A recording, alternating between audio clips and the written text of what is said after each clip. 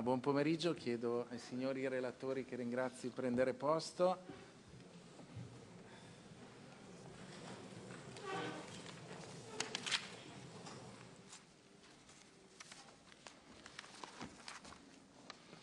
Ringrazio e saluto. I would like to thank and greet my colleague MP Elisabetta Gardini, who chairs the Italian delegation to the Council of Europe. Thank you so very much for being here, Elisabetta. Madam Chair, on behalf of the OSCE Parliamentary Assembly, we shall open this first session with a focus on new drugs entitled The Silent Wave, the Threat Posed by Fentanyl and Synthetic Opioids. This session will be inaugurated with a video.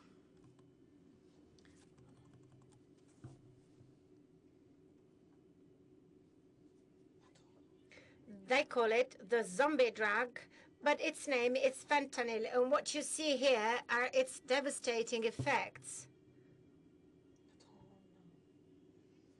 Just think, it takes as little as 3 milligrams of this powerful painkiller to kill, a drug that claims 100,000 lives every year in the US and is now spreading fear in Italy as well.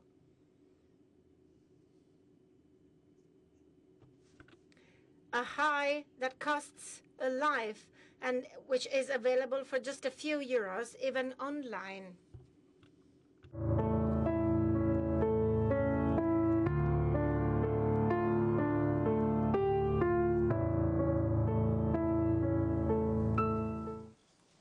Grazie.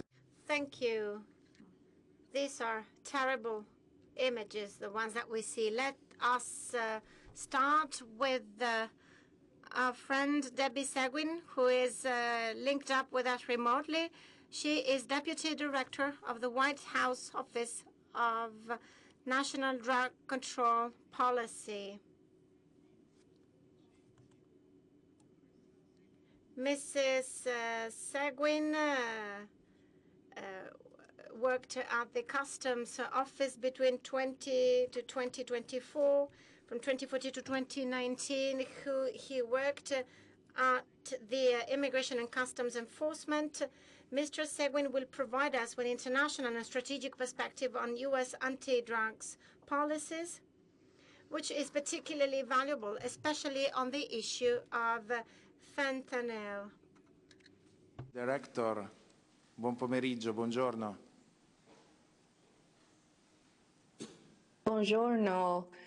Thank you, Honorable Eugenio Zoffili, and as well to the Honorable Pietro Pons San Pietro for this invitation to join the forum on such an important topic that affects not just the United States, but affects the global community, including the countries of the Organization for Security and Cooperation in Europe.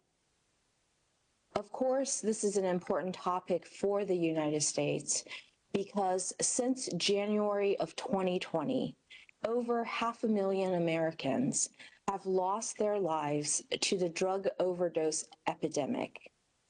Countless Americans and law enforcement officers have also died and sacrificed in this drug-related violence. The most recent data reflects that 69,973 drug overdose deaths through the last 12 months ending in December 2025. This is a 13.9% decline from last year's estimate. So we are seeing improvements in our policies and initiatives, and this is the lowest number of drug overdose deaths since October of 2019.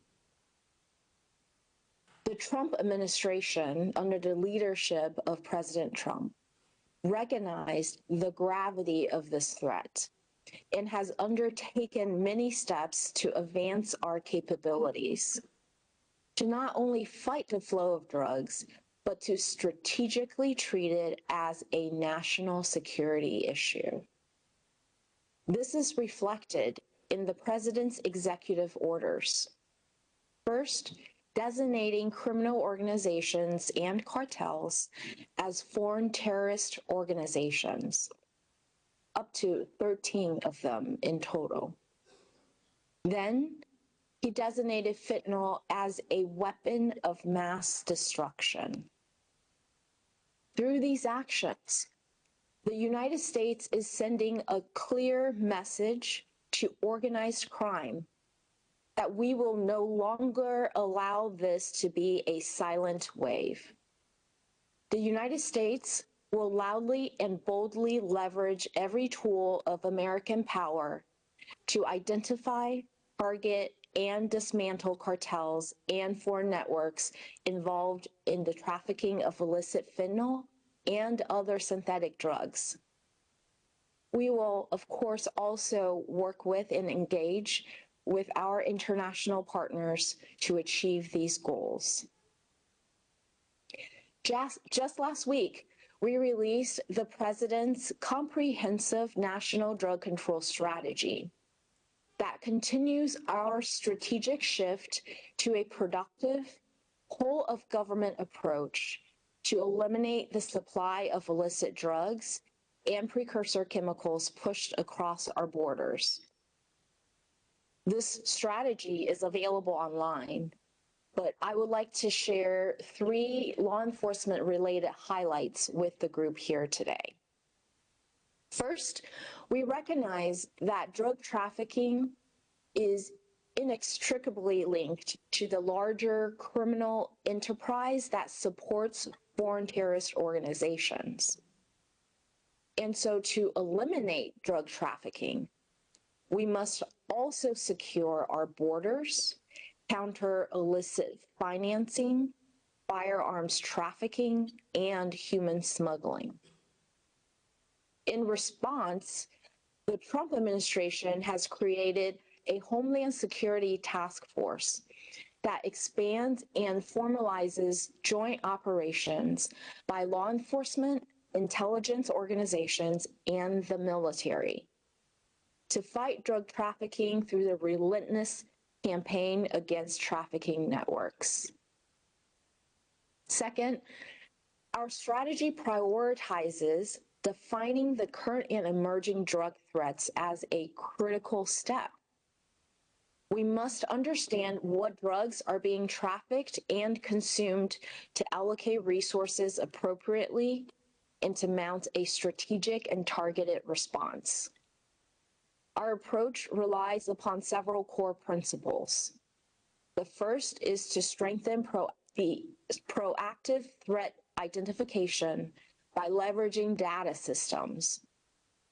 One way we can achieve this is through the implementation of wastewater testing at a national scale.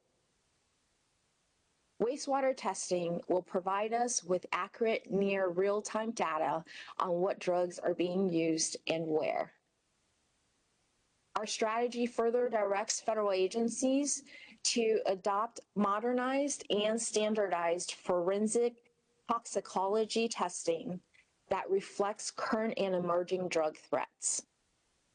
We will also use near real-time count and percentage changes in suspected overdose from emergency department visits to alert clinicians and the public of local overdose spikes. The second principle under our emerging threats chapter is to rapidly disseminate actionable data and public warnings. In just the last month, ONDCP has already begun issuing alerts on new drugs entering the supply chain. Our goal in doing so is to treat emerging threats the same way we would treat an infectious disease. The first alert that we issued in partnership with the Center for Disease Control and Prevention pertains to the existence of medetomidine in our systems in the supply chain. The second notice that was a recent notice that we issued pertains to cyclorphine. As part of our strategy, we'll continue to issue actionable warnings and guidance to the people who need it most. Now, importantly, and I think fittingly for this audience, we believe that we must also ensure legislative and regulatory agility to counter emerging threats.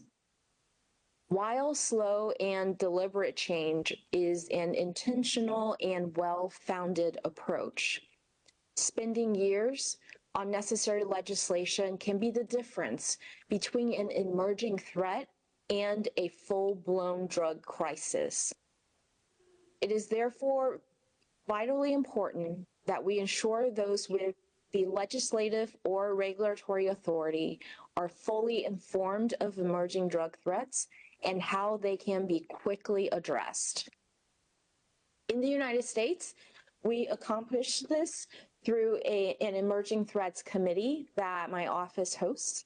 And in fact, just yesterday, we hosted our first committee meeting since the issuance of our strategy, where we brought in public and private stakeholders to monitor and examine the current drug threat vectors. Amongst the many topics of discussion is the emergence of polydrugs and how we should work to tackle the issue.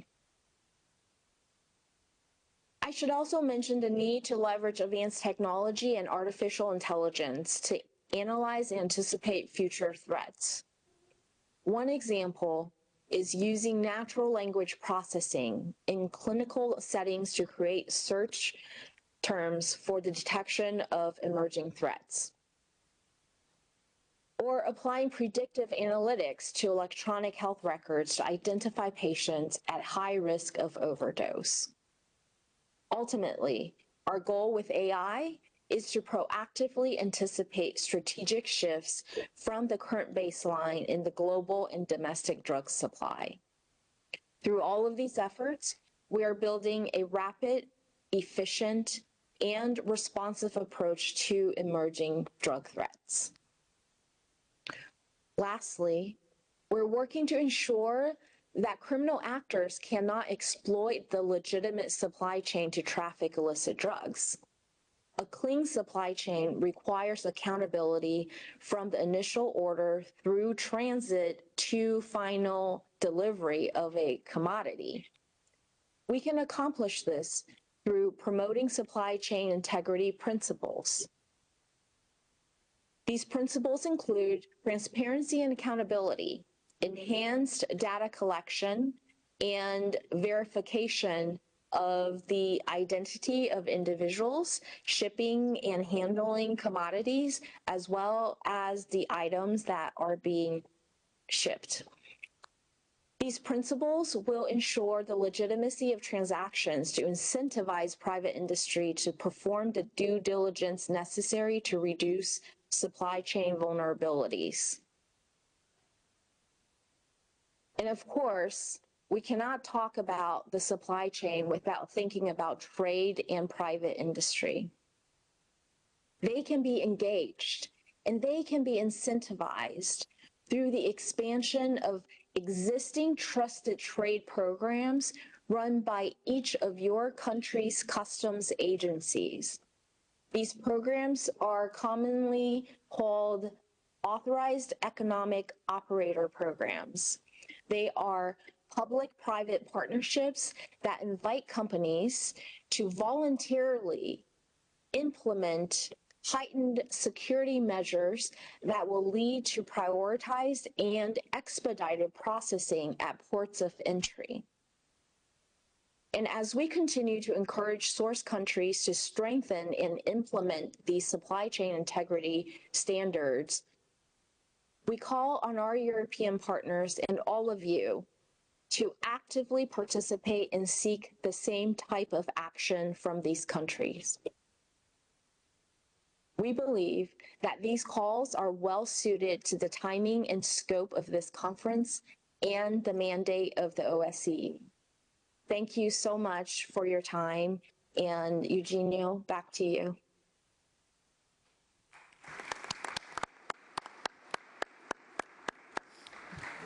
Thank you very much, Deputy Director Debbie Seguin. È stato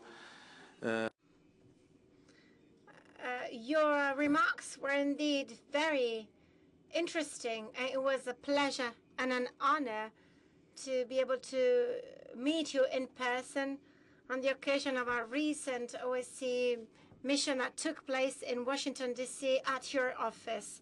Thank you very much. We shall go on with tema assolutamente. We shall continue our proceedings on the silent wave, on the issue that we deal with today, and we will do that with Major General Giuseppe Spina. I met Giuseppe Spina when he headed the ship, the Office for International Cooperation of Law Enforcement Agencies.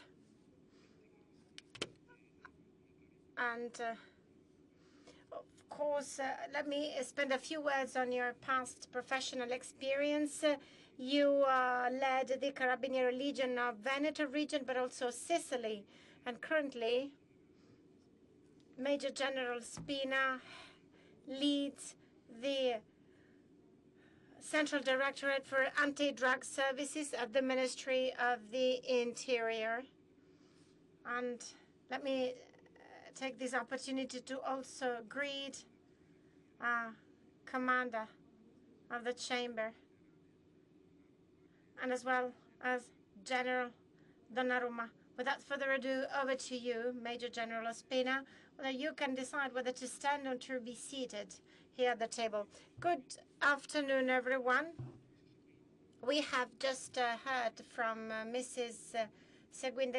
We have just heard the U.S. point of view on fentanyl and synthetic opioids. In March, I had the chance to participate in the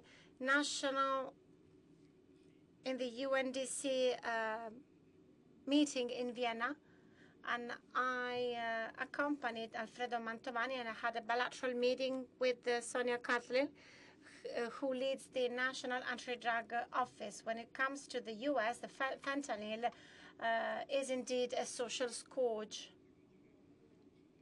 I would like to greet all parliamentarians participating in this conference. Let me also extend my warmest greetings to all authorities that are attending this conference. Thank you for inviting me to convey the institutional point of view of the Central Directorate for Anti-Drug Services of the Ministry of the Interior. So, first and foremost, I would like to thank and greet MP Eugenio Zoffili, Deputy President of the OSCE Parliamentary Assembly, head of the Italian delegation, as well as Special Representative of the OSCE PA for the fight against organized crime. But let's cut it to the chase. When we talk about fentanyl, and more specifically synthetic opioids, what is the main risk here? It is not only the fact that they are inherently dangerous. In fact, these substances evolve and develop quickly. They can spread quickly, and they can overcome any control and firewalls. When it comes to Italy, we're not in an emergency situation. But of course, this is a concrete threat. And this has been the case for some time now. And this calls upon us to be able to act in anticipation. Earlier this morning, the Secretary General urged the audience to come up with the integrated responses. The Central Directorate for Anti-Drug Services that I'm honored to head is a joint forces structure or office of the Ministry of the Interior, and it deals with the investigation coordination for all that concerns anti-drugs activities that are carried out nationwide. It also acts as a liaison between the national and international context, and it also ensures the exchange of information through a very sound coordination network. We also tap into the national network of experts for the fight against drugs, and they scattered all around the world, especially Latin America, South America, where we have scholars over there. As far as synthetic opioids are concerned, and let me mention that Debbie Seguin gave us a very precise overview of where we are at with respect to these substances. Based on the information that we have, we can comfortably say that in Italy there's no such a thing as a fentanyl emergency. However, based on a number of indicators that were gathered through law enforcement activities, all law enforcement agencies are able to gather this information in a unitary way, so Carabinieri, tax police, and so on and so forth. And based on this data, this is a concrete and ever-evolving threat. Let me tell you that demand for fentanyl is there. It is a thing. The operations carried out by the police reveal us that the fentanyl substance that is available in Italy is the result of transformation of medications that were obtained through illegal channels. So rather than clandestine production sites, we should rather talk about transformation of existing medications. So fentanyl is just a starting point, as to say. Together with fentanyl and its byproducts, criminal networks have been introducing in Europe and also in Italy new, very powerful substances, imitations, that is to say, synthetic opioids that, let me specify that fentanyl is indeed a medication that can be used as a painkiller. The other new drugs are so powerful that they were not even authorized as medication, and the oxycodone entered the market, the legal market, straight away without having to go through authorizations. Based on latest data, these substances have already led to fatal overdoses. So many people who consumed nitazene died of overdose. So the drugs market, especially synthetic opioids, is rapidly evolving. So what's the situation here? On the one hand, investigations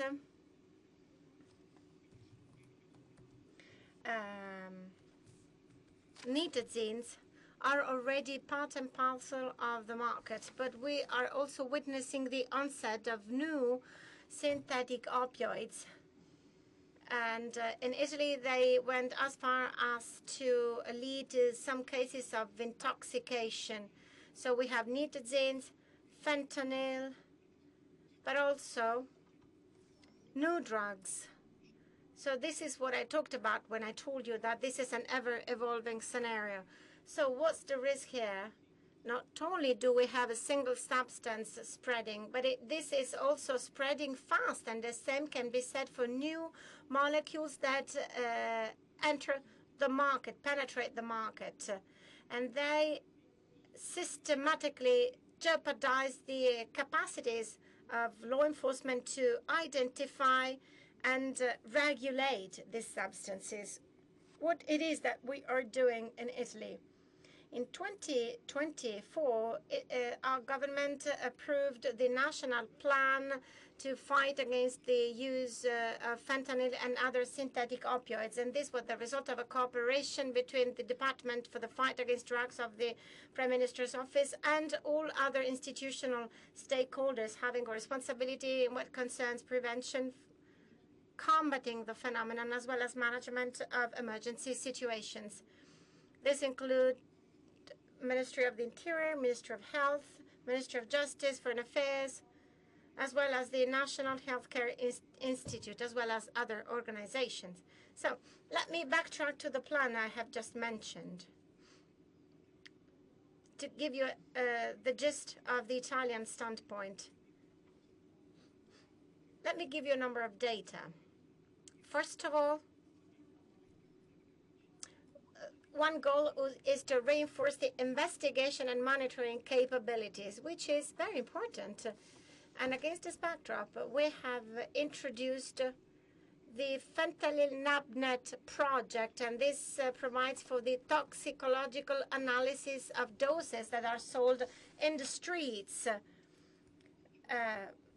Doses that are taken from the streets from drug dealers are then analyzed. And this represents a very important tool for us to carry out investigations. So we can monitor which substances are circulating on the market, including substances that are not tracked yet. And this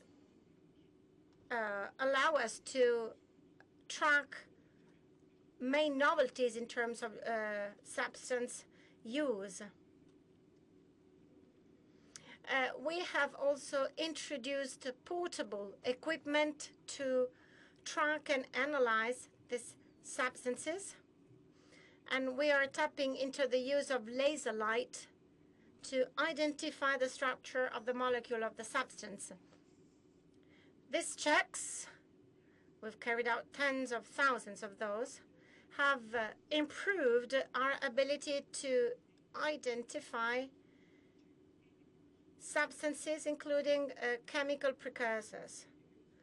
So these tools are not replacing lab tests, but they in fact complement them and reinforce our ability to monitor what happens on the ground. In this respect, technological innovation is a very important leverage for us.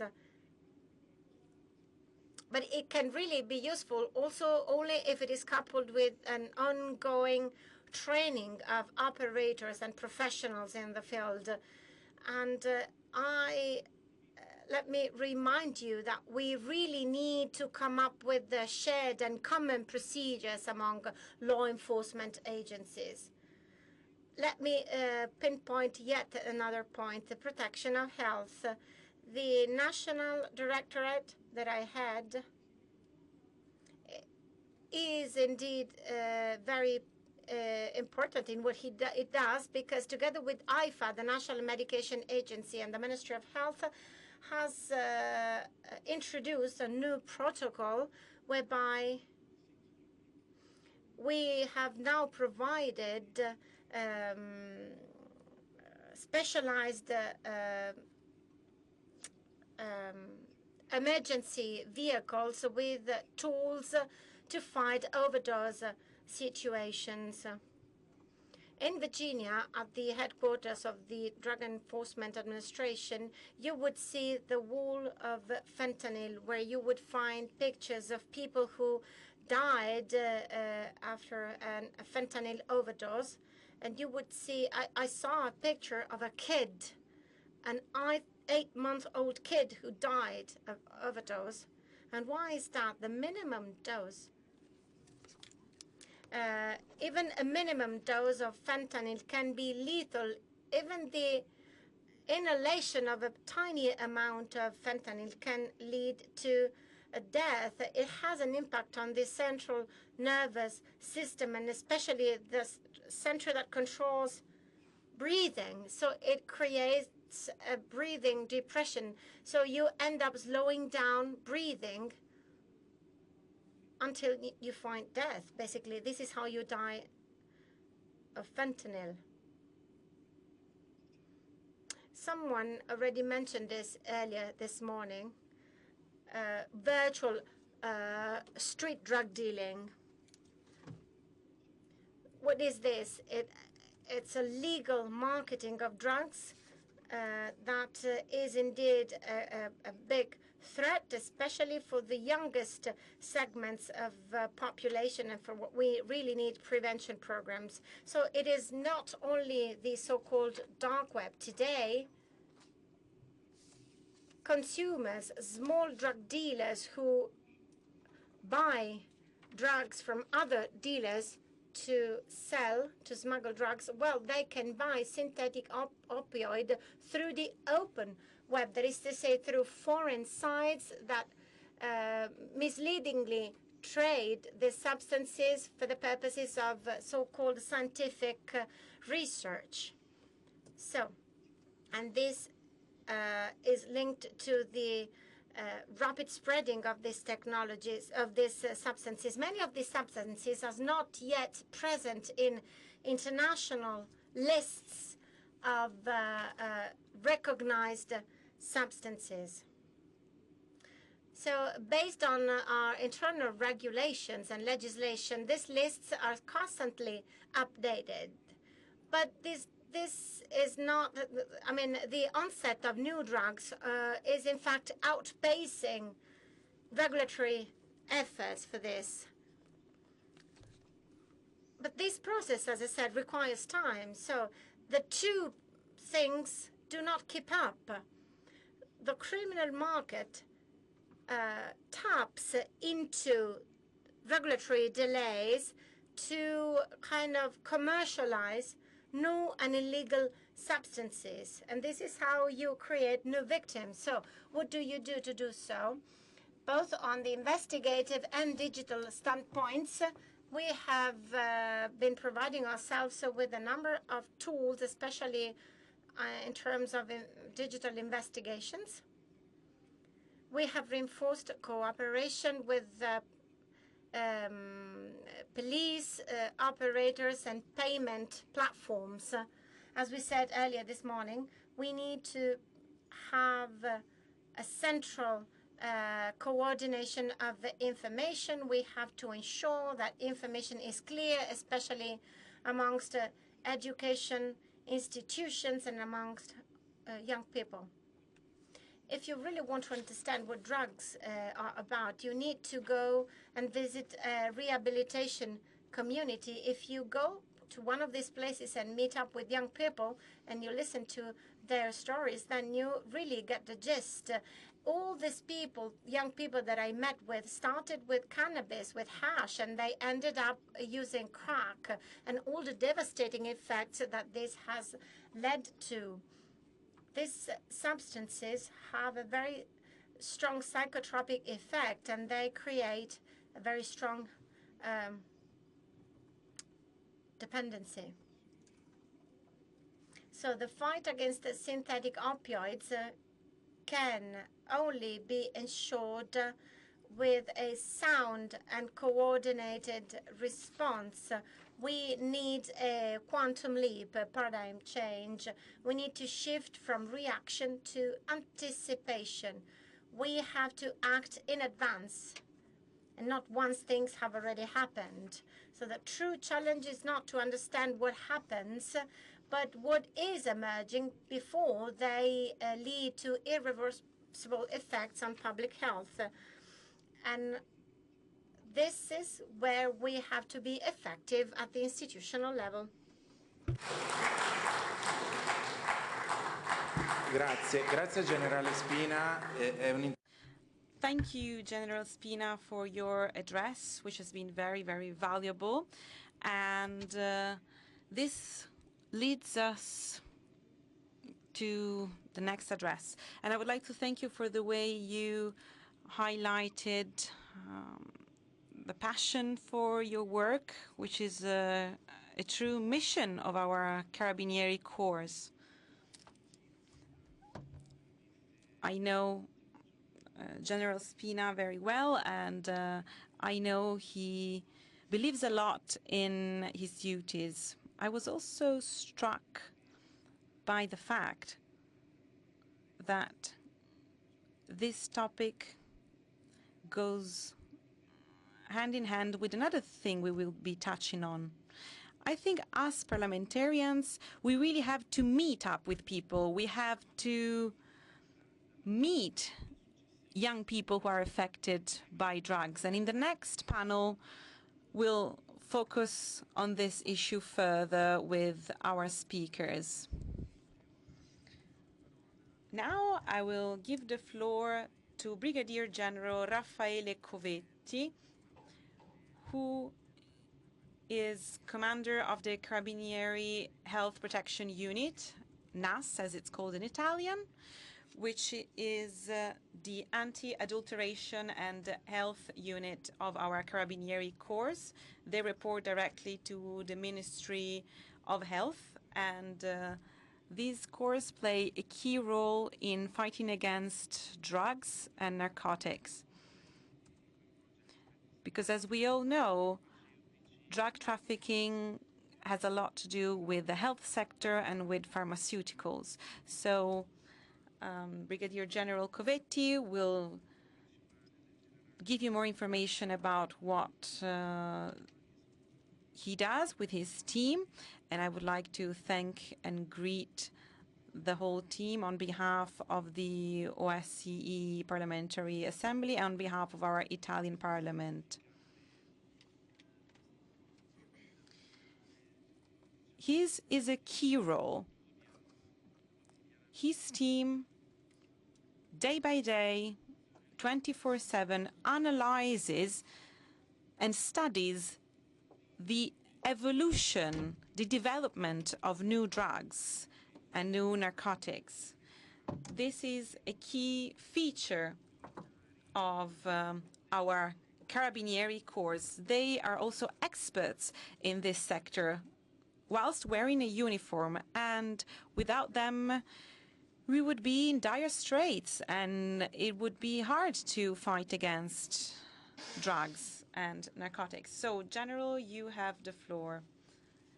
Thank you for this wonderful introduction. I think I might just leave now because you already said everything important.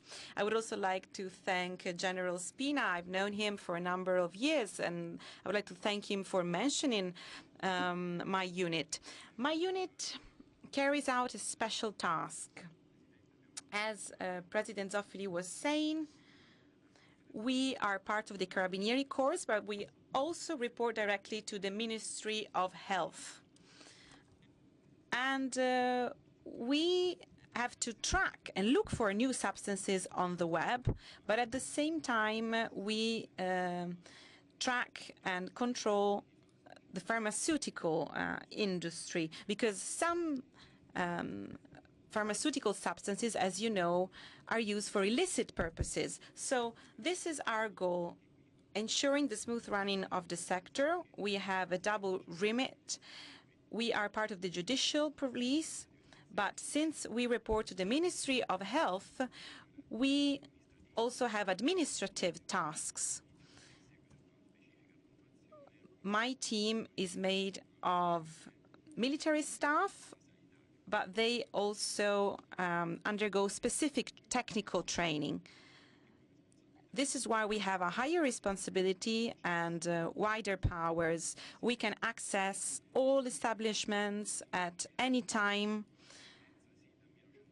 And this is the way we've worked since 1962. We started working on food anti-sophistication procedures after a few emergencies.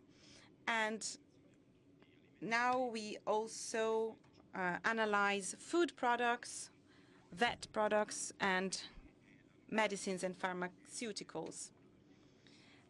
Article 32 of our Constitution states that health is a fundamental right, and health must be protected with a holistic approach, because health means total well-being and not just lack of disease. We operate all around the country. There's about 1,000 of us. We have a central command which looks for new substances. We also operate in the doping sector because unfortunately this sector has a lot in common with drugs. Then we also have another unit, which is represented here today by the commander, which works closely with AIFA, the Italian medicines industry.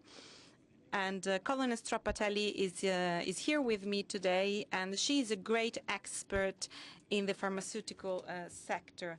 As Director and General Spinola was saying, fentanyl started out as a pharmaceutical product. Clearly, all our operations are not limited to national controls. On a daily basis, we also participate in international operations and activities, for example, under the leadership of Europol. Moving on to pharmaceutical security, which is something we're very interested in. We carry out monitoring activities on the whole pharmaceutical supply chain. We check producers, distributors, intermediaries, and we also monitor pharmacies and shops. One thing is very important, as Director was saying earlier on, and that is online sales on both licit and illicit websites.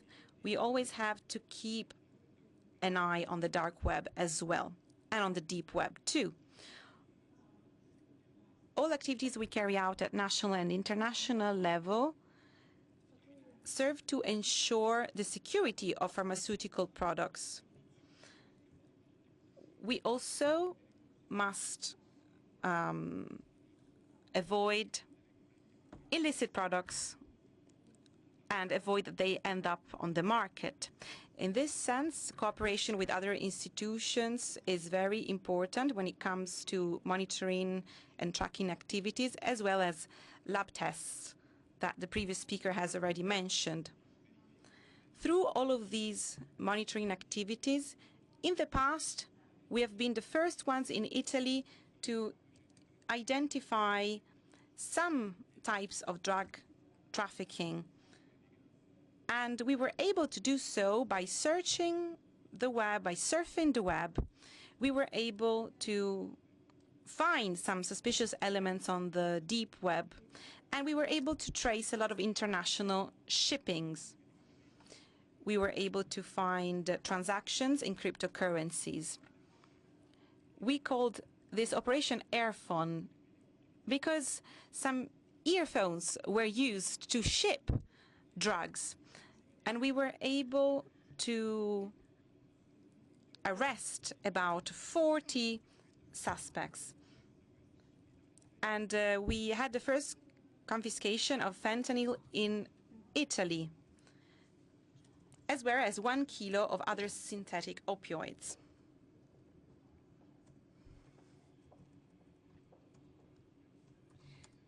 This operation had an international dimension. We were able to track other shippings coming from China, Poland, Canada, as well as other states. The dealers were using traditional shipping lanes and were using cryptocurrencies such as bitcoins. Illicit proceeds were then also transformed into cryptocurrencies.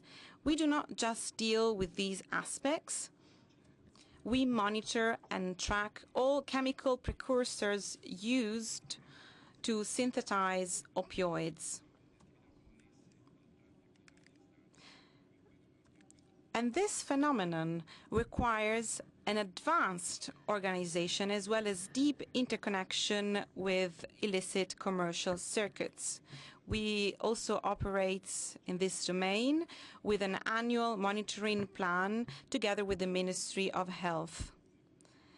The fight against fentanyl trafficking is not just focused on fentanyl itself, and this is one of our goals, but it's also focused on other pharmaceutical products which include the same substance and synthetic opioids used in different types of treatments. Over the last few years, we carried out more than 100 investigations at national level, and we identified different illicit activities. The most common one is the theft of prescriptions or the counterfeiting of prescriptions at national level. We were also able to identify illicit activities on online platforms for medical prescriptions. Some other activities that we have identified are hyper-prescriptions by medical doctors or theft in pharmacies or hospitals. Recent law provisions have introduced a new obligation, that is using an electronic prescription for all types of substances. And our goal here is to anticipate the effect of all possible activities that can lead to a dematerialization of prescriptions, such as illicit access to the platforms or theft of credentials to enter said platforms. These are what we call 2.0 crimes, that is using the web to elude simplifications. Among our main operations, I would like to point out the one carried out in Cremona. 10,000 prescriptions were analyzed, and we investigated together with other agencies, and we were able to arrest 9 people in total, thus showing an illicit traffic of millions of dollars. Another activity that I would like to point out is the one carried out by the NAS unit in Milan. A Ukrainian woman working as a secretary at a doctor's office was using her credentials to the electronic platform to issue prescriptions for unaware patients, and she was also altering the system to avoid sending reminders to the patients. She was arrested, and she was working together with other Ukrainian citizens, and she was shipping pharmaceutical products to war zones. We were very concerned. There is this drug called tramadol, which is also called the fighter's drugs, because it can decrease the sense of fatigue. It can be a pain relief instrument as well. We also carry out a lot of prevention activities together with the Federation of Pharmacists and training institutions. This is a preemptive approach which is highly efficient. Then, as I was saying, there is a national bar of pharmacists, so to speak, which has come up with a series of notes inviting all members of the bar to take into account these threats and not underestimate them. On top of that, we also participate in the news system, as my colleague was saying, in order to receive all relevant alerts. And I'll conclude by saying that from our standpoint, at the moment, at national level, there are no signs of fentanyl trafficking. However, there is one stable trend, and that is the trafficking of oxycodone pharmaceutical products and tramadol products. I believe this is due to a number of different factors. First of all, the traceability system that we have in Italy and which is under review is a good monitoring and protection system. We also believe that the transdermal administration of fentanyl products can decrease the use of these substances because the active principle would have to be extracted through a very complex procedure. And finally, we believe that the high toxicity of fentanyl makes it hard and difficult to process it in illegal labs. Despite all of this, we are aware that the threat is high and it's ever evolving. These substances, these fentanyl-related substances, are easy to transport, and they are also easy to traffic and distribute. That's why we are keeping an eye on this class of substances. On top of that, some synthetic opioids different from fentanyl have started circulating at European level too. Indeed, we were able to find synthetic opioids, such as synthetic opioids, and they were confiscated for the first time in Italy. Along the same illicit routes, we were able to trace some concerning transnational criminal activities, especially in the case of doping substances such as nandrolone or tramadol, which are often processed in illicit labs. The proceeds are then often laundered using cryptocurrencies. This is why the illicit market is able to include new and ever-evolving substances that are highly toxic, with the aim of eluding controls and investigations.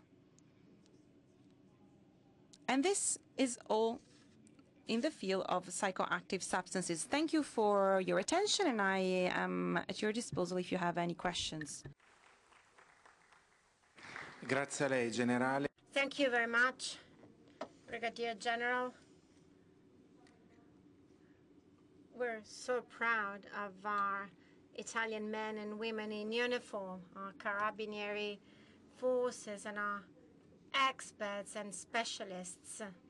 I am convinced, my fellow MPs, that it is so important to make sure that there is cooperation amongst law enforcement agencies of different countries. And this is something we as parliamentarians have to work on. As I said earlier today, we are now working on a joint declaration we will be presenting at the annual meeting in The Hague. So let us join forces and let us make sure that this issue is high on the agenda for the future. We must ensure that there are more tools available to law enforcement agencies and other stakeholders. This will ensure that the exchange of best practices is guaranteed, especially when it comes to fentanyl and new drugs. And speaking of cooperation, let me remind you that our OSCE Parliamentary Assembly works in tandem with the UN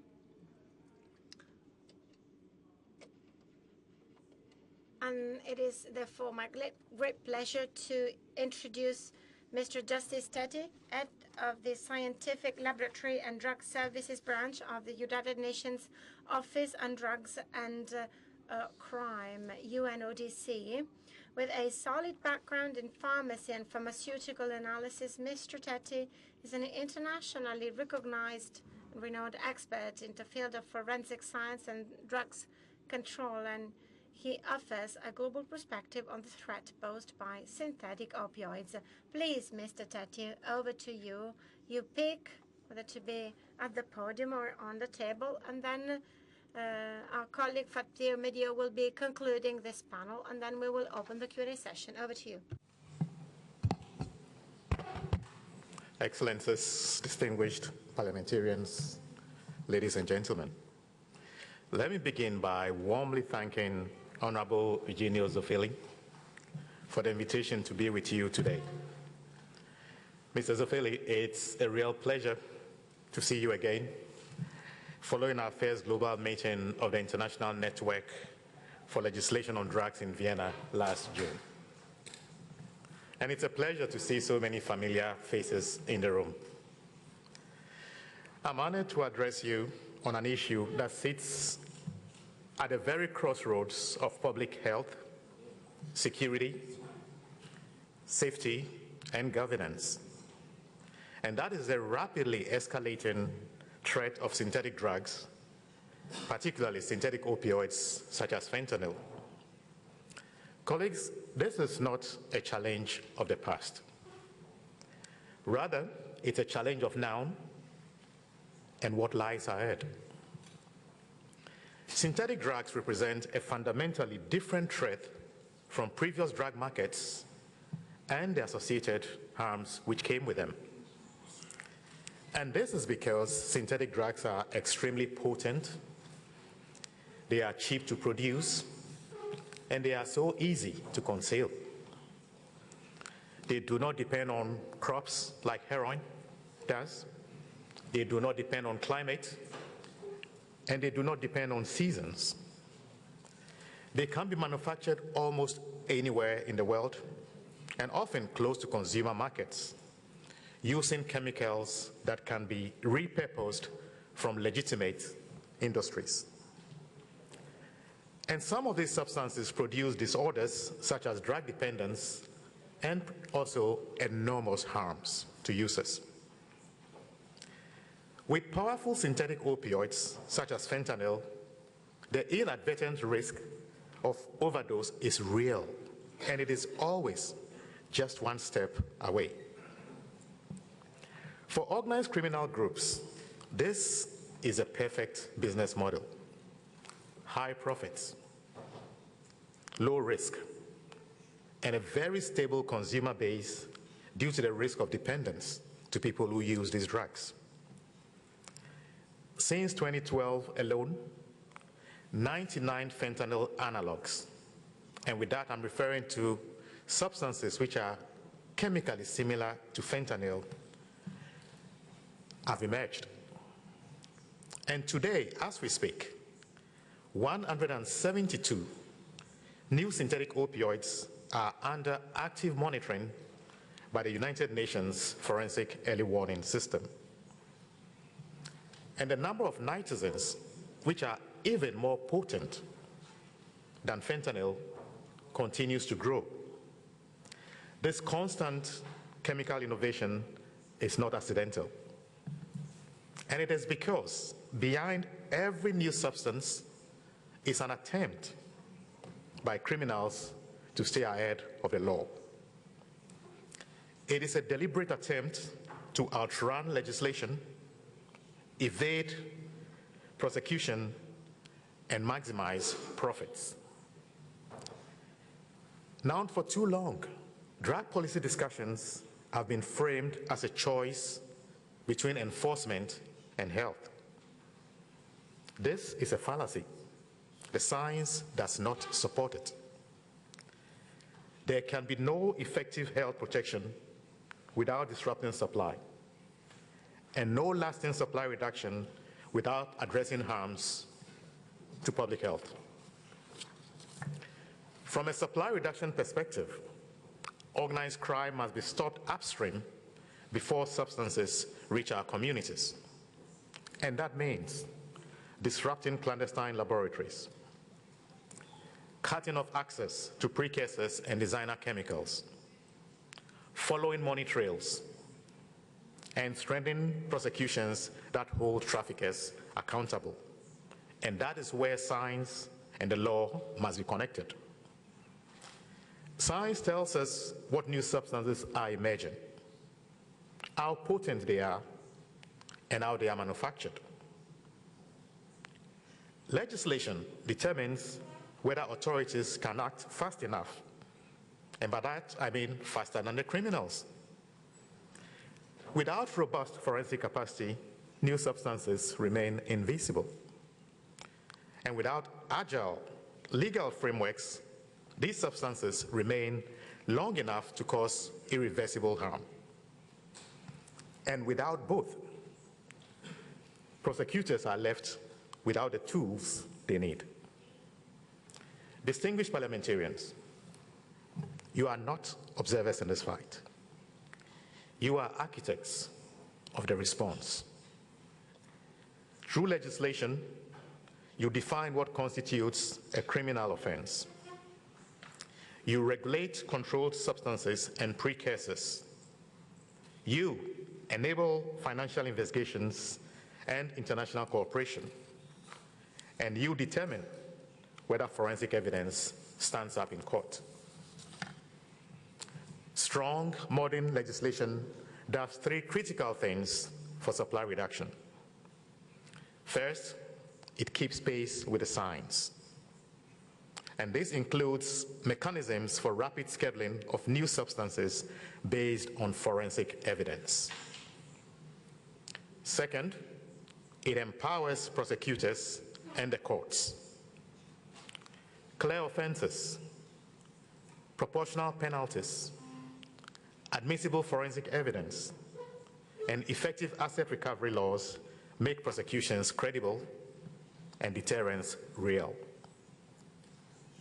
Third, it closes loopholes that organized crime thrives on. And with this, I'm referring to outdated or fragmented laws which are not neutral. These provide opportunities for traffickers.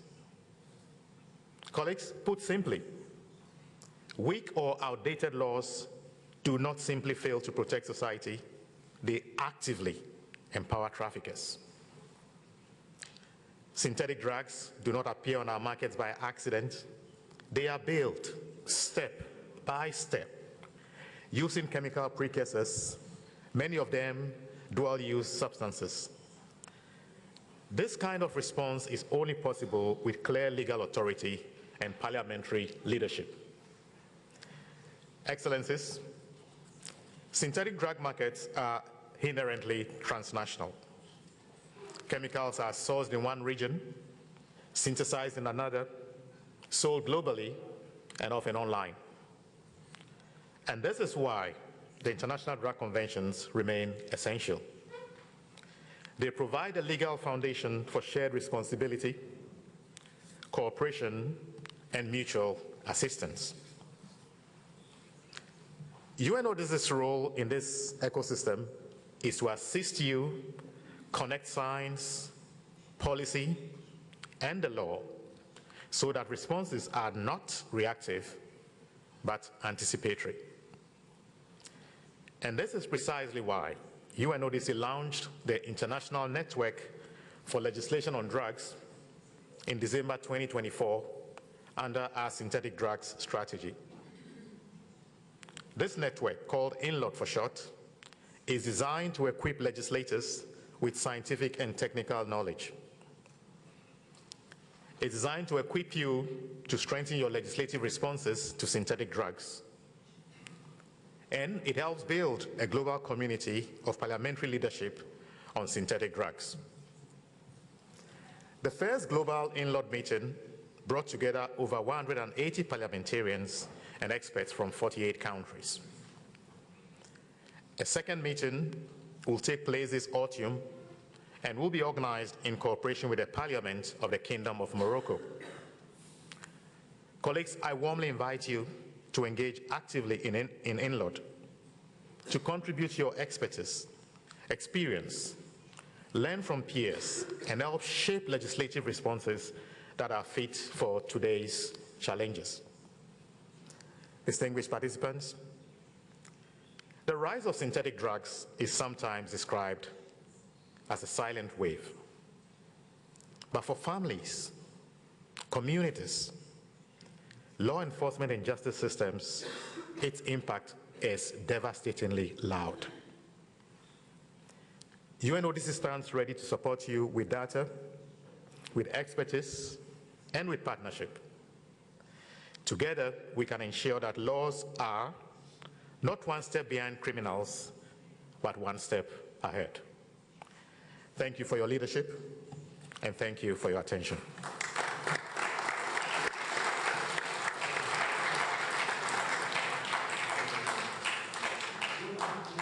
Grazie molte al rappresentante delle Nazioni Unite. Thank you very much, Mr. Tetti.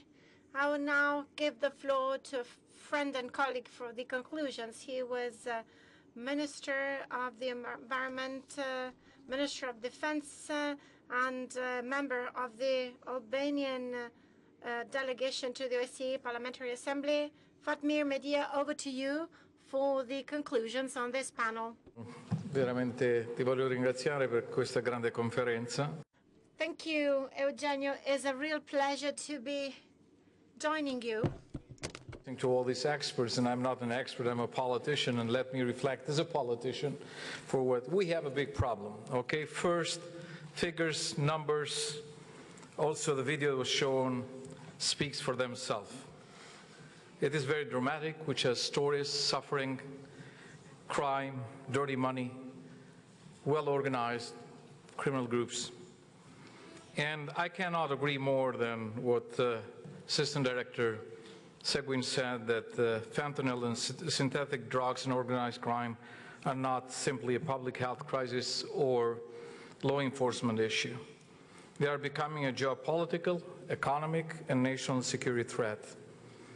What makes fentanyl different from traditional narcotics? It is scale, is speed, and also lethality. A tiny quantity can kill thousands of people. Synthetic drugs are cheap to produce, easy to transport, and extremely profitable for criminal organizations. Today, organized crime no longer behaves like traditional mafia groups alone. They operate like multinational corporations with logistics, networks, financial structures, cyber capabilities, corruption channels, and mostly political influence. The danger for Europe, including my country, is not only addiction. The real danger is infiltration. Drug trafficking generates enormous illicit capital that is reinvested through money laundering, construction, real estate, tourism, energy and infrastructure, gambling, media influence, interfering with the elections, and even strategic sectors connected to technology and ports. Through money laundering, criminal organizations penetrate the legal economy and gradually distort free markets and democratic institutions. And when dirty money enters in politics, democracy itself becomes weak, corrupt, and turns against its own people. Criminal groups, finance influence, corrupt officials, manipulate procurement, intimidate institutions, and create dependency between organized crime and political power.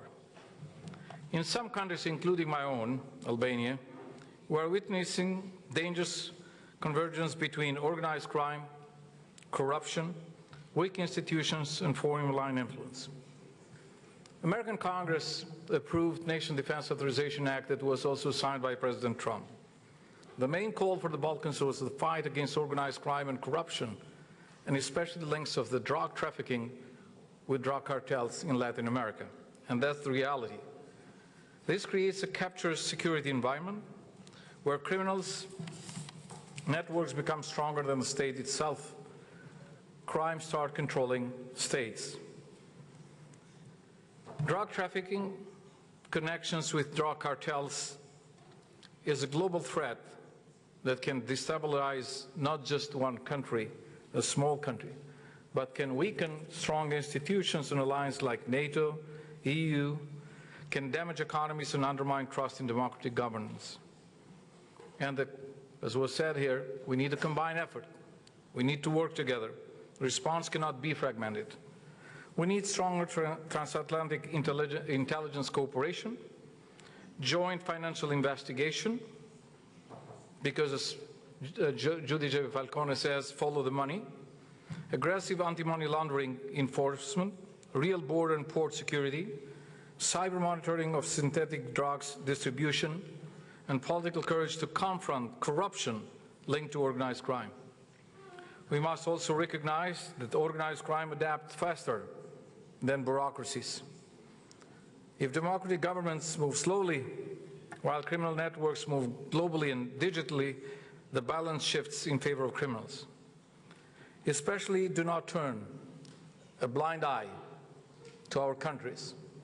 Even they are small, the problem is not just our country's problem. It's your problem as well. Because they're not going to consume in a small country.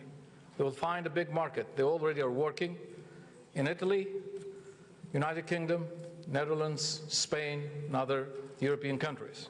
So working together to face that reality is very important. And it's not any longer a law enforcement issue. As I said, it's a security challenge, and we should work all together.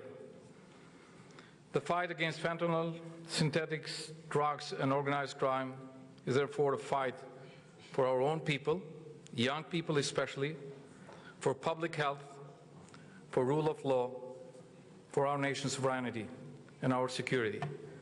So to conclude, I think as members of OSCPA, listening to the director that spoke last, we should try to fill the gaps of our legislation and do the best that we can have the best legislation, but not as a quantity, but also as a quality that can be implemented, and share our experience and work together to fight the organized crime and drug trafficking. Thank you. Grazie. Grazie Fatmir, grazie Nuno.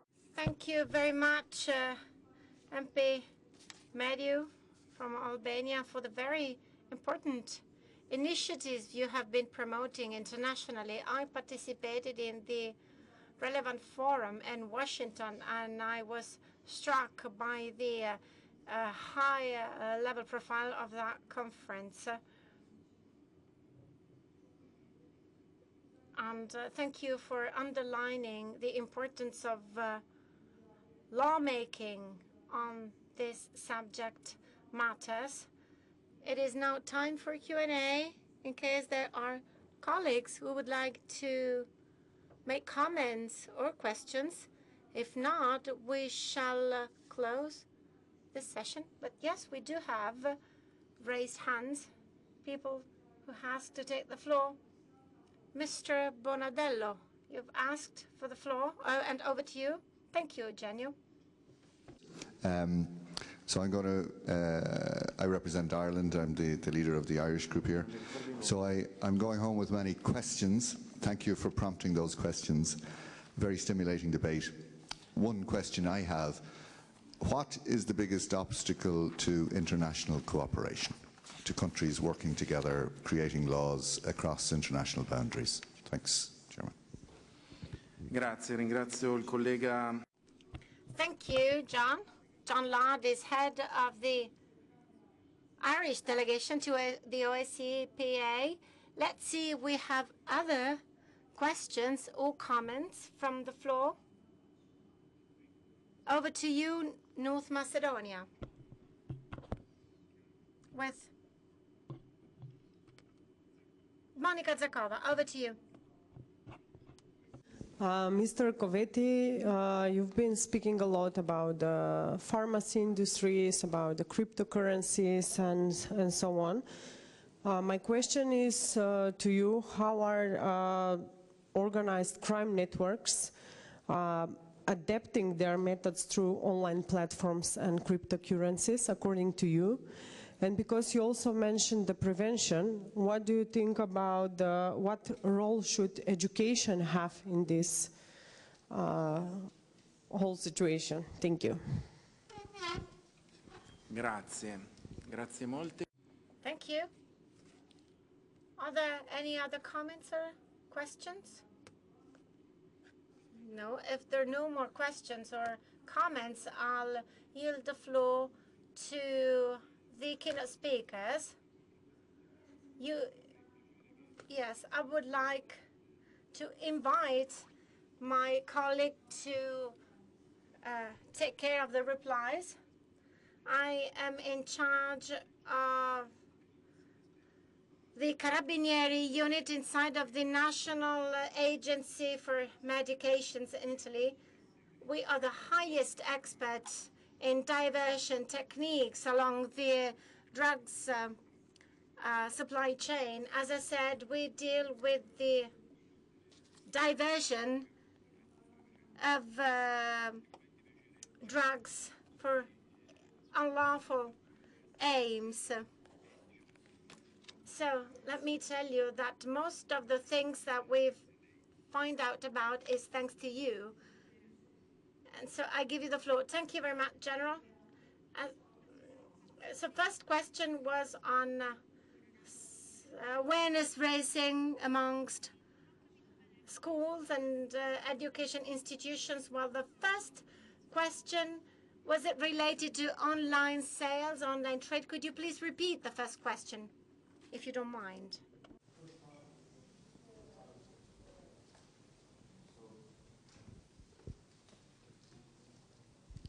Yeah, what is the biggest obstacle to international cooperation to countries working on this? Thank you.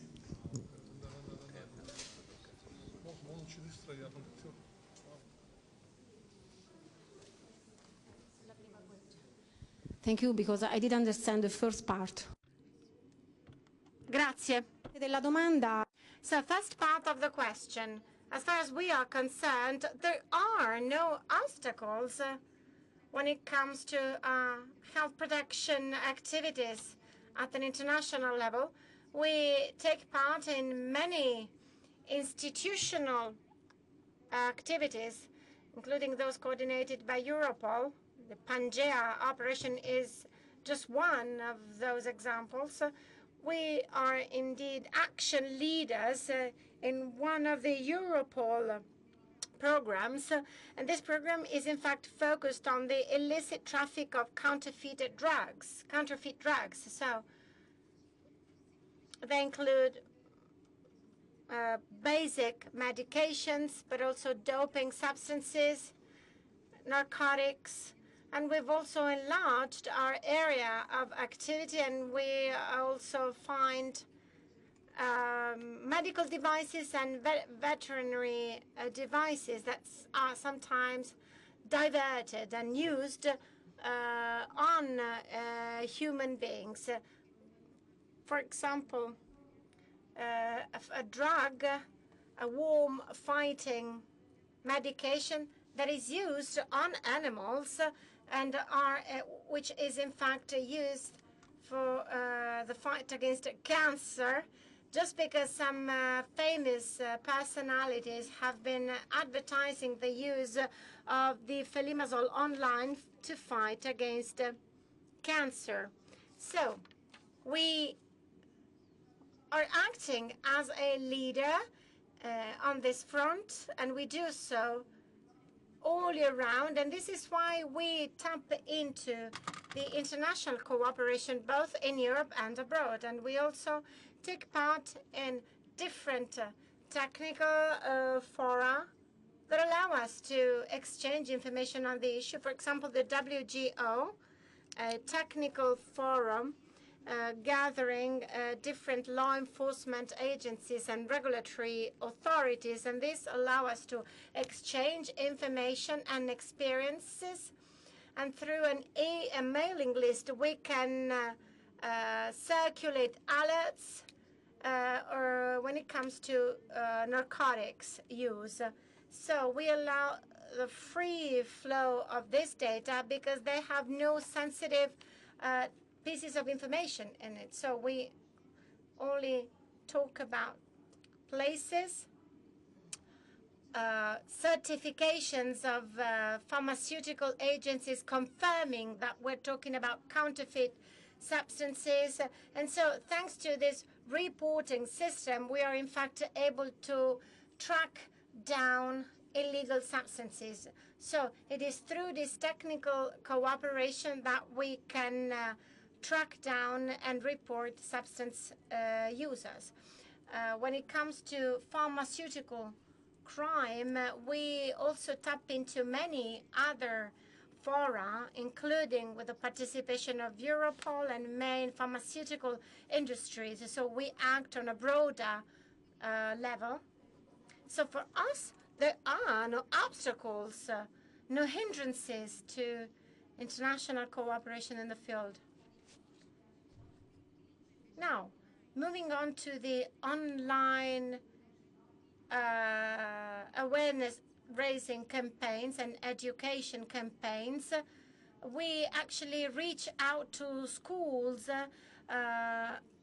and we, the Carabinieri forces, carry out awareness-raising campaigns within education institutions. We have lectures in universities. We have campaigns reaching out to consumers to make sure that they are aware of what they buy online, especially through unsecure channels. So we make sure citizens are well informed of risks that they run, including when they buy online. I hope I have answered to your question. Thank you. Thank you so very much, Lieutenant Strappatelli. Let's make a big round of applause for our speakers. Over to you. Thank you very much, and thanks to the honourable parliamentarian from Ireland. Your question on what the obstacles are when it comes to international cooperation, we could talk about this forever, but I will pick on 2 or 3 reasons. The first one is about our understanding of the problem we're facing, right? And the issue of denial. And you'll hear in various meetings that we do not have fentanyl in my country, or we do not have the nitizens. In the presentation I gave you, there are at least 174 different unique chemicals we've seen which all work like fentanyl. So you might not have fentanyl, but you might have something looking like fentanyl, walking like fentanyl, acting like fentanyl, and giving you the same harms. And understanding the nature of the problem, it can be made anywhere. So today you might not have it, but tomorrow it could be made in your neighbor's garage. That is one of the biggest problems we have internationally. Admitting there's a problem, because that's the first step to finding a solution. The second one is about the evidence and the knowledge to make these decisions. And it was good to hear my colleague Debbie Seguin from the United States talking about how the US is investing in wastewater analysis to be able to understand everything. Honorable parliamentarian, if you don't know what you're looking for, you'll never find it. And that is another nature of synthetic drugs. Countries have to invest in data collection. Countries have to invest in detecting drugs. Countries have to be aware of what is out there. And most importantly, be able to share information in a timely manner. That is the only way you can be able to anticipate threats to your country and work with others to put in responses. I think I'll leave it at there. Maybe I will catch up with you in the margins to give you more reasons why we're struggling internationally. Thank you. Grazie molte, ora generale. Thank you much, and thank you very much. And now over to General Spina. Now, on obstacles to international cooperation, well, there are some objective obstacles, and they are linked to some countries' willingness to cooperate or not on the issue. And let us be honest, this willingness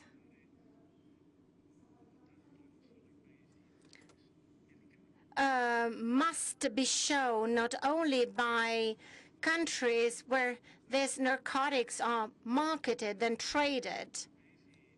In fact, we should make sure also producing countries chip in, transit countries also, and narcotics smuggling routes. Let me give you an idea of the situation. When we talk of synthetic drugs, 40% of chemical precursors at the world level are produced by India and China. These precursors are used to produce synthetic drugs. That's the gist.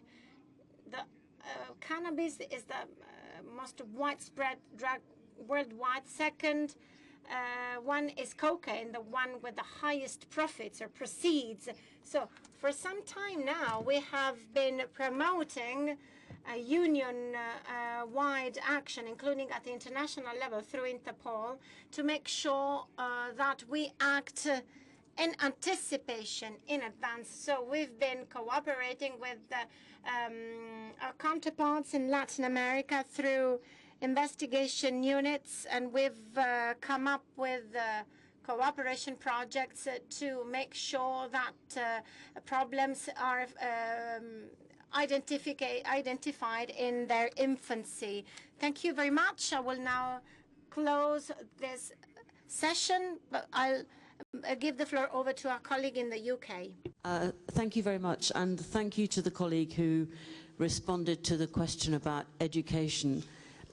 I would simply have a question about whether anyone has any observations about the fact that it has certainly been some of our experience in the UK that very young children are being drawn into drug trafficking at street level.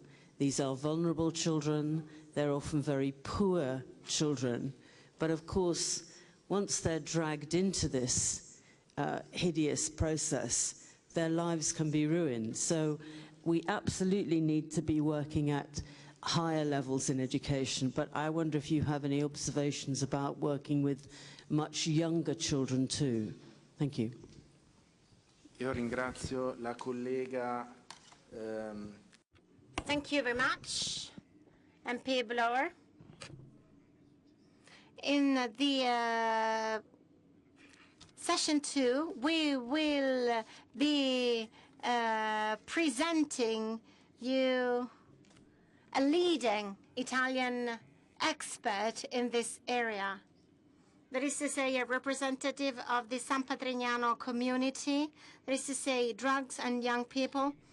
We will really have a clearer idea of what happens among youngsters. We will hear from them to see what it is that they have come up with in terms of prevention campaigns to protect our young people from this scourge, from these threats.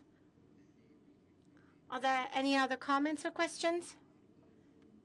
If there are no more questions or comments, I will close this session. Would like to, meanwhile, I'm greeting the delegation from Montenegro. We have now a very short coffee break, 20-minute coffee break, and we will come back at 16:20 sharp for panel 2. Thank you.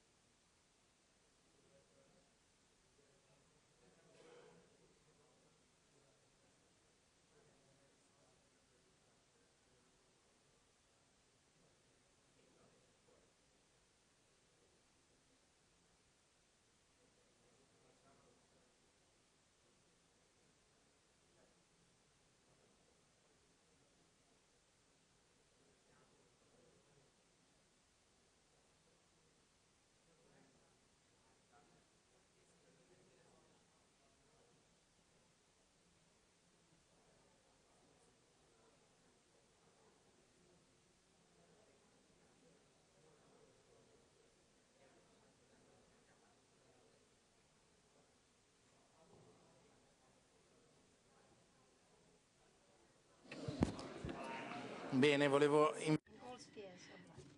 Please be seated.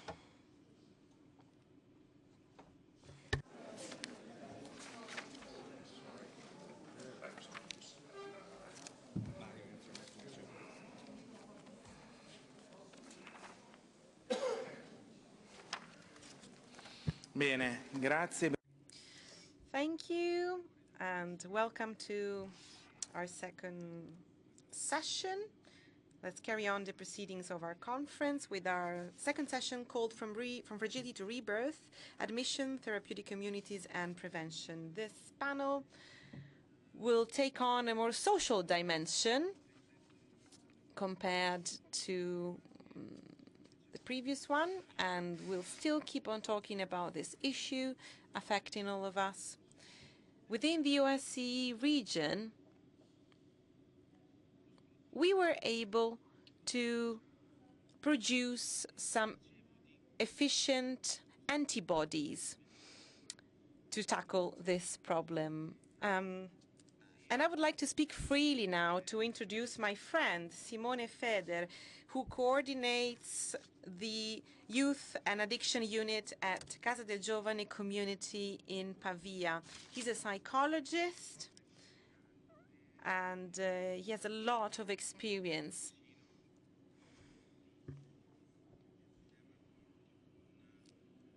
He works closely with young people affected by addiction, and he knows very well the so-called drug forest of the outskirts of Milan. He will talk more about it.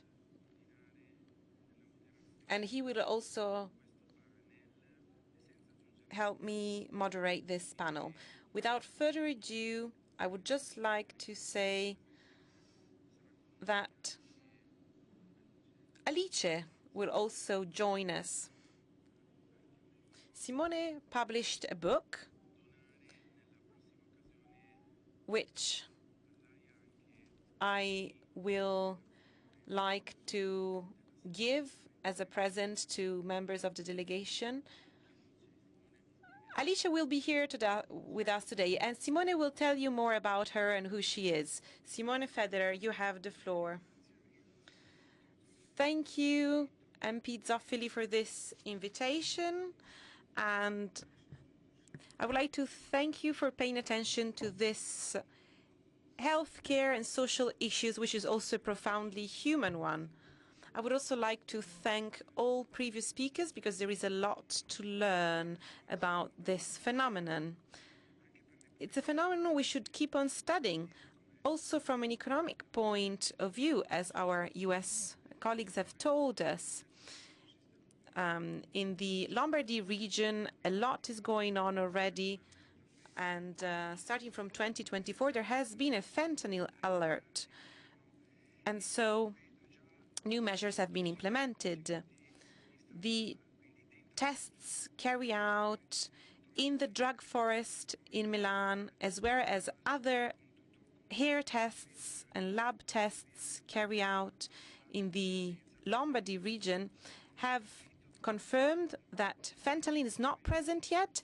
However, the methodology is starting to spread, and that's why we have to act now.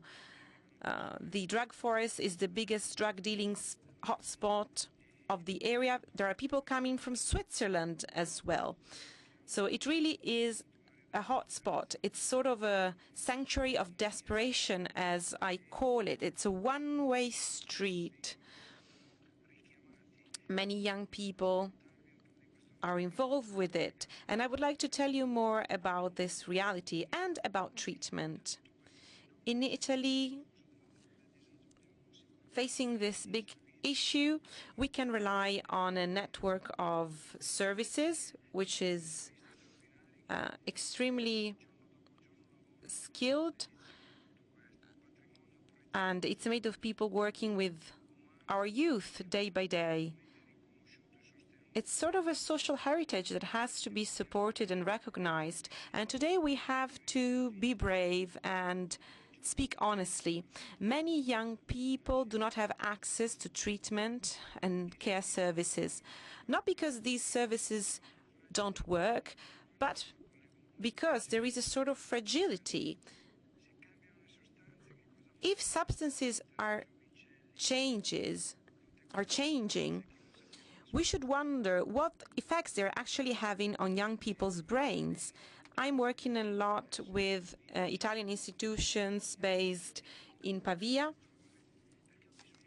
because I want to really understand what areas of the brain are affected by these substances at cognitive level as well. And I think my colleague from San Patrignano community will say this as well. In the past, we used to have labs managed by people who went through rehab. Today, it's a lot harder because all of these young people are deeply damaged at brain level. So up until a decade ago, these people reached out to us, reached out to care facilities. Whereas today, there are people as young as 14-year-old joining our facilities. These are young people with multiple addictions, as demonstrated by lab tests. And this means that the situation is getting harder and harder. And from a treatment point of view, this is a great challenge. It is not just a healthcare emergency, but also a problem relating to school, because these people are very young, they're 14-year-old, and they should attend school. So it's a big pain, it's a big issue, and I think we have to tackle it quickly, just like we have to tackle fentanyl and synthetic opioids, otherwise it will be too late. This is a paradigm shift on our behalf, on our part, when it comes to treatment. Starting from our hospitals, from our communities, we have to tackle the problem at the root, at Rogoredo, at the drug forest on the outskirts of Milan, where people are losing their lives, sometimes unwitnessed. That's why I started going there, on the ground. Sometimes my children like to challenge me, and when young people challenge us, we have to respond. And my children tell me, well, Dad, you work with drugs, but have you been to Rogoredo? Have you been there? Have you seen what's going on there? There are so many young people there in this drug forest. So starting from 2017, I started going there myself. And experiencing it firsthand, I was able to understand what we mean by fragility, by vulnerability. And when I got there, I understood one thing. That forest is not just a physical place. It's a place of people going unnoticed and forgotten. It's a place for young people gradually disappearing. Sometimes journalists film this place and they talk about the invisible, referring to these young people, but they are not invisible, they are forgotten. And I remember the first night I got there, and I was there last night too with some volunteers. I was very scared, but I understood one thing I would never forget. If you really want to experience vulnerability firsthand, and I told myself, if I want to do this job properly, then I have to be brave enough to really experience vulnerability firsthand. This is the paradigm shift we are required to make as operators. And starting from 2017, I kept going there together with other people, other young people. We did not just want to be present there. We should be present in these vulnerable areas, in these vulnerable places. We need to shed light on these places within our towns and cities. And so I remember Pietro, a 21-year-old boy that I met at the drug forest one evening. He was not doing well, and he told me, I keep leaving here, I keep degrading. And that really struck me. It was like a punch in the gut. It's a reality we cannot keep ignoring.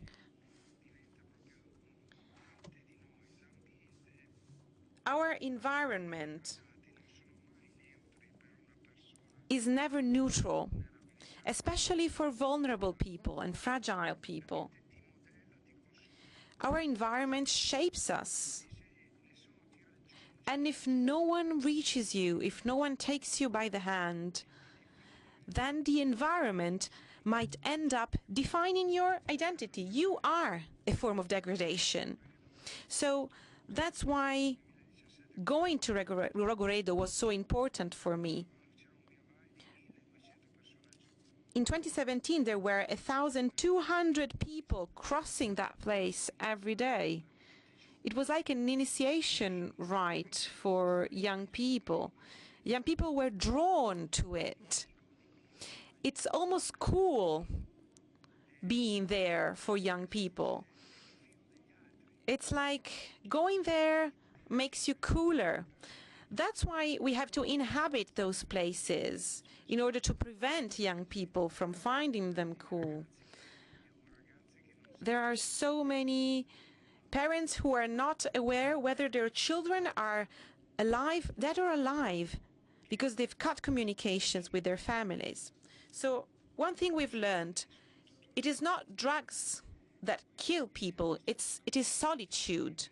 It's loneliness killing people. These young boys and girls, when we call them by their name, they would light up. When we look them in the eyes, they would come closer and they would ask for help. They asked to be taken by their hand and treated. But the most beautiful thing that came out of Rogoredo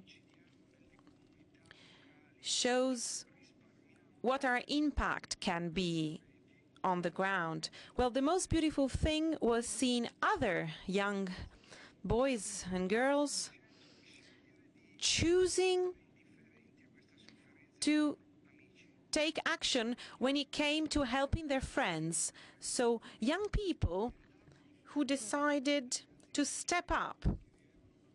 These young people were leading a normal life. They were going to school, they were studying, but they decided to stay close to their friends, not just watching by. They decided to take action and care for them. This is what the care community is about. Operators and services are not enough.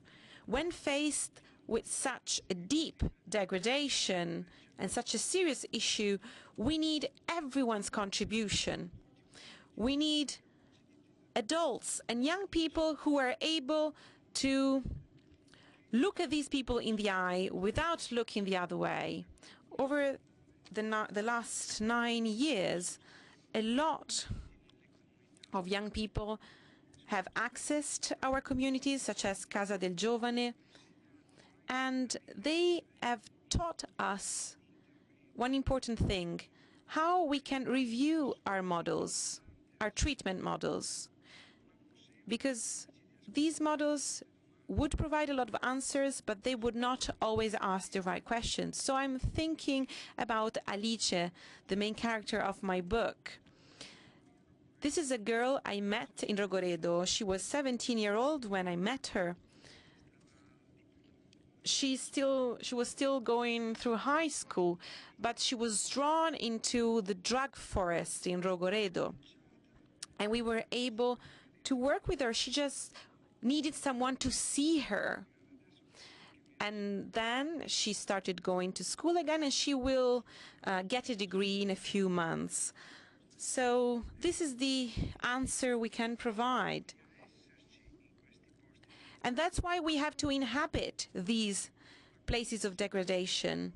This is the firm belief underpinning our work. No one is lost. There is a good part, a good side to every person, and we need to leverage on that. We have to look for that good part. This is what we learned in Rogoredo. No place is lost if we choose to inhabit it. So this is the most pressing question at the moment. And let me ask you this question. Where are we while so many young people are getting lost? Every young boy or girl that we reach before their collapse is a life regained. When we choose to step back, when we choose to look away, instead, we are failing. Because if we act, we can rebuild faith, rebuild relations, and we can regain humanity. Thank you. Grazie. Thank you very much. Thank you very much, Simone. As you said before, Alice was reborn, and she will be accompanying us on this panel. So let's move on to North America, and let's kind of build a bridge between the OSCE on the one hand and an organization dealing with security and cooperation, and the Organization of American States. In Washington, I had the chance of meeting Ivan Marcus, that is the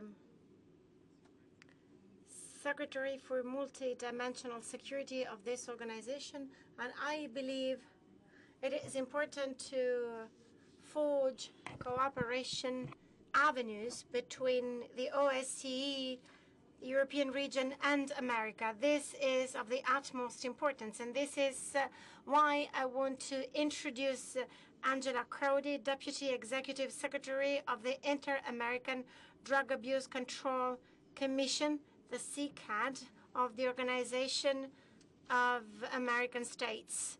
Mrs. Crowdy is a leading figure in multilateral drug policy, and her international expertise will offer us a valuable overview of best practices in treatment and prevention. Please, Mrs. Crowdy, you have the floor.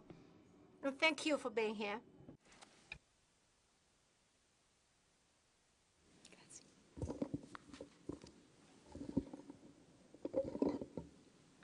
Thank you very much, distinguished parliamentarian Eugenio Zoffili. Distinguished parliamentarians, excellencies, ladies and gentlemen, it is an honor to join you here today in Rome for this important dialogue focused on fighting drug trafficking together to defend security, health, and the rule of law. And I emphasize together. I thank the OSCE Parliamentary Assembly, especially the Honourable Eugenio Zoffili, and our Italian hosts for the kind invitation to participate and share some of our strategies for action in this important space where policy, security, health, and community perspectives converge.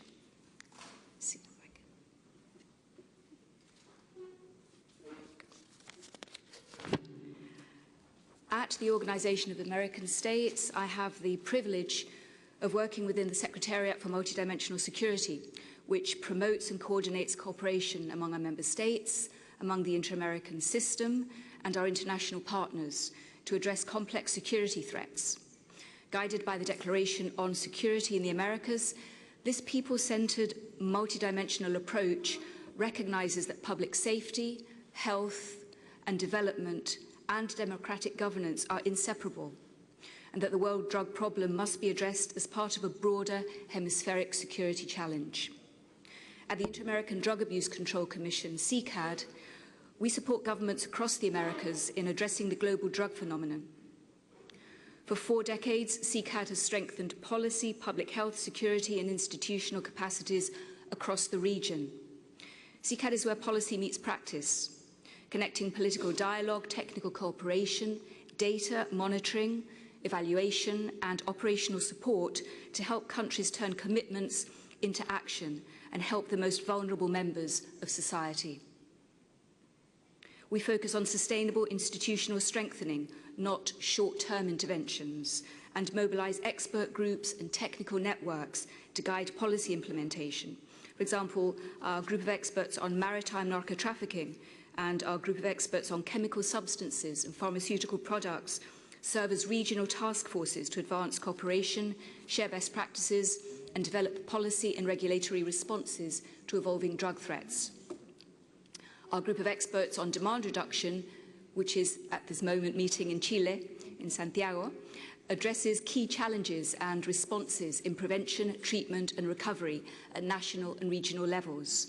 Our group of experts on comprehensive and sustainable alternative development leads a regional dialogue on rural and urban development, rule of law, security, legal livelihood, social integration and environmental sustainability, moving beyond alternative development as a standalone or purely agricultural intervention.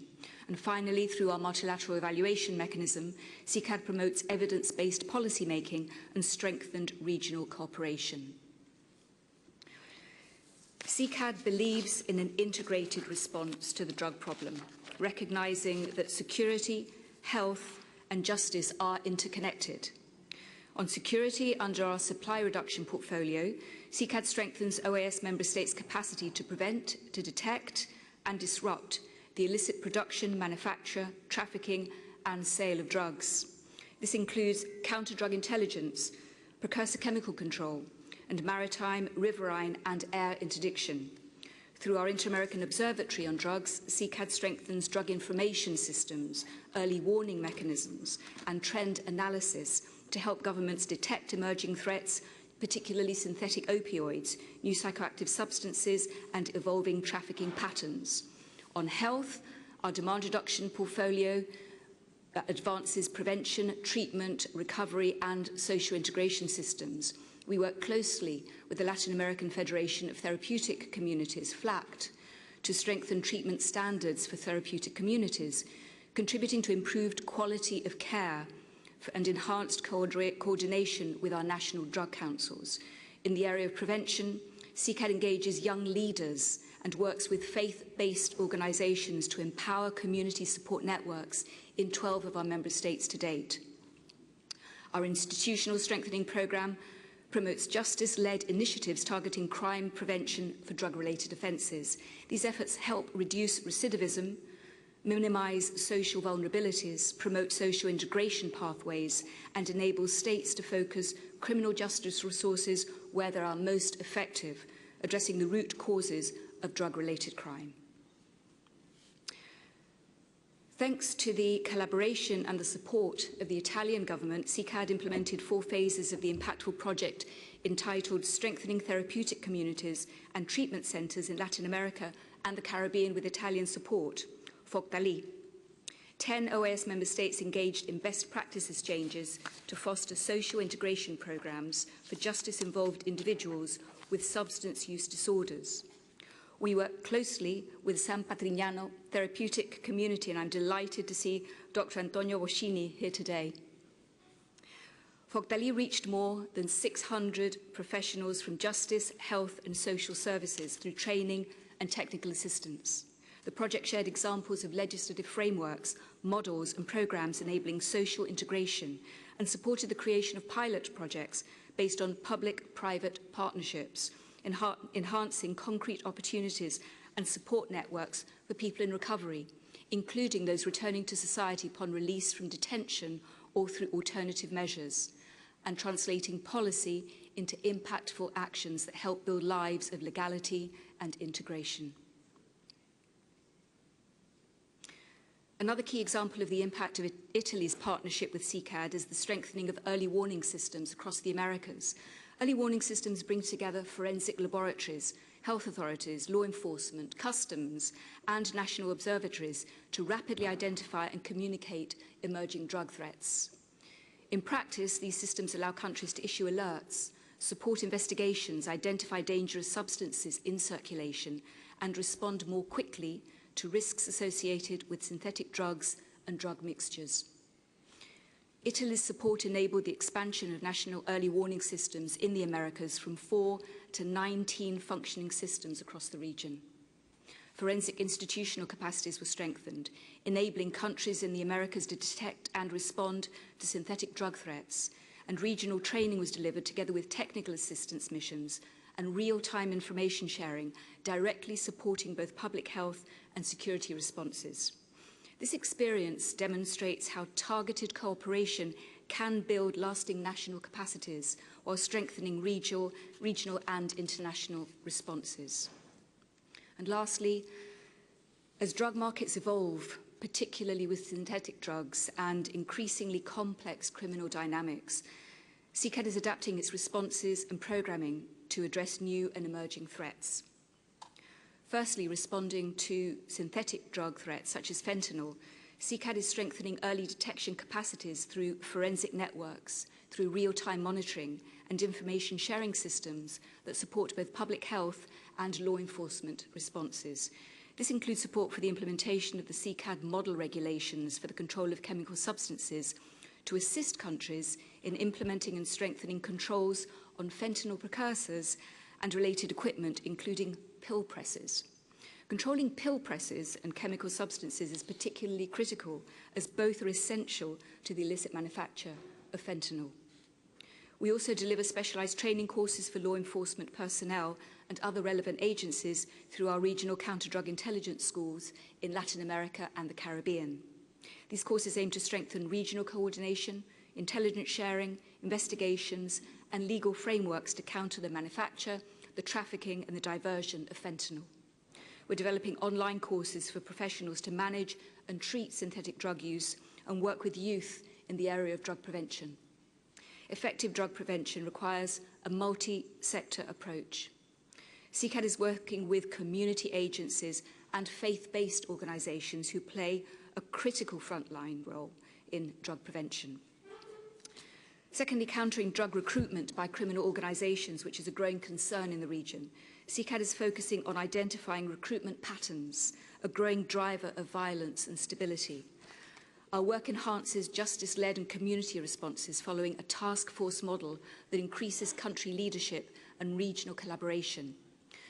Regarding preventing the exploitation of individuals as drug couriers, CCAD is strengthening the institutional capacity of law enforcement, of border control, and social integration of systems.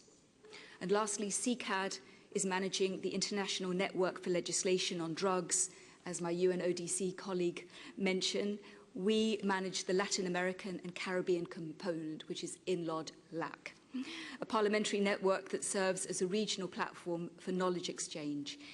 INLOD-LAC enables parliaments, legislators and drug policymakers to collaborate on drug-related legislation and legislative initiatives identifying regulatory gaps and emerging threats, and sharing good practices on drug-related legislation and translating shared expertise into coordinated, actionable responses, as my UNODC colleague mentioned. In conclusion, stopping drugs is not only about what we stop, it is also about what we build. We contribute to stronger institutions that can adapt to change and to communities that are resilient, communities that are informed, and communities that are supported. And we assist countries in building legal frameworks that protect security and enable drug prevention, drug treatment, and social integration. CCAD stands ready to continue working with Italian partners, with parliamentarians and OSCE colleagues, and to explore practical avenues for cooperation that advance our shared goals. Thank you very much.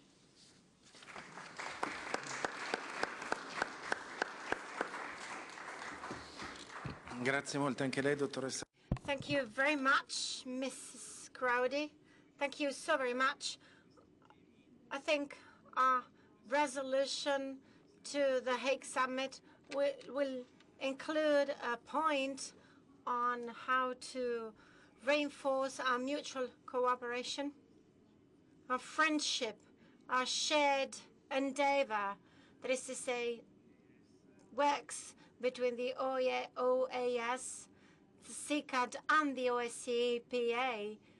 We could, as a matter of fact, consider how to promote relations between the OSCE member states and member states of the organizations you belong to. So this could be a very concrete point to raise and delve into in our forthcoming annual meeting. Now, I will now give the floor to Mr. Mario Ensler. He is Senior Advisor at the Heritage Foundation that is based in Washington. He has a very distinguished background, having served as a member of the Pontifical Swiss Guard under John Paul II, for whom he was also the director of the musical band. Mario Ensler moved with his family to the US, where he founded an Academy of Classical Studies that has profound roots in Catholic tradition. Thank you so much, and I give you the floor. It's a pleasure and an honor, and it's better that I speak English so that I don't embarrass the Italian with my deficiency in the language. But I just want to start saying that it's very dear to me, the topic that we are discussing today, because I spend a lot of time volunteering in the Comunità Cenacolo in the United States, okay, I'm sure many of you are familiar with, okay, and so I've been able to touch with my hands, okay, and not only to touch with my hands, but to spend time in prayers with many of these amazing volunteers and these amazing young adults that are benefiting of the work of the Cenacolo community. So thank you very much again, Eugenio, for having me here. Ladies and gentlemen, distinguished authorities, colleagues, healthcare professionals, community leaders, and hopefully future friends. We live here, I dare to say today, in Rome in a time of extraordinary progress, yet also of profound vulnerability. Across our communities, across our countries, we see increasing mental health struggles, addiction, loneliness, social exclusion, poverty, family instability, emotional distress, especially among young people. And too often, fragility is treated only when it becomes an emergency. And we intervene late, when suffering has already deepened, when families are exhausted, and when communities are already fractured. This is why we urgently need new policies, not as temporary responses, not as fragmented interventions, but as a new vision. And this is what we do at Heritage Foundation since 1973, when Ronald Reagan, at that time still governor of California, 7 years before he became that amazing president, came up with the idea that somebody had to spend some time thinking before talking. Because that's one of the major problems we have today, that a lot of people talk, but not enough people think. Right? And so we should be able to go back to the origin and start thinking before we talk. That's why I grew up with my mom from Bergamo, that she always asked me to count to 5 before I talk. Today, because of the job that I do, I found myself counting all the way up to 65 before I talk, okay? But you understand my message. We are constantly at Heritage Foundation in pursuit of creating this vision, this new vision, that it's capable of moving from reaction to prevention, from what I can say it's isolation to community, or from abandonment to true care. Because let's just pay attention to what Simon said. Behind every fragile condition, there is a person. Not a number, not a problem, not a burden, but there is a human being that is made in the image of God, with dignity, with potential, and because of that, with the right to hope. The first principle of any new policy, here in Italy or in the United States, must therefore be the concept of integrated care. Because care cannot remain limited to hospital or emergencies responses, we need systems that accompany people throughout their lives, and especially during their moments of vulnerability. True cares for us at Heritage Foundation means early intervention. It means mental health support. It means family assistance. It means educational opportunities. It means rehabilitation services. And it means social reintegrations. It basically translates in placing the person at the center. Too often institutions work separately. Healthcare, schools, social services, local authorities, organizations of any kind, of any political affiliation, operate in disconnected ways. But fragility is complex. Is complex, and problems that are coming out of fragility require coordinated solution.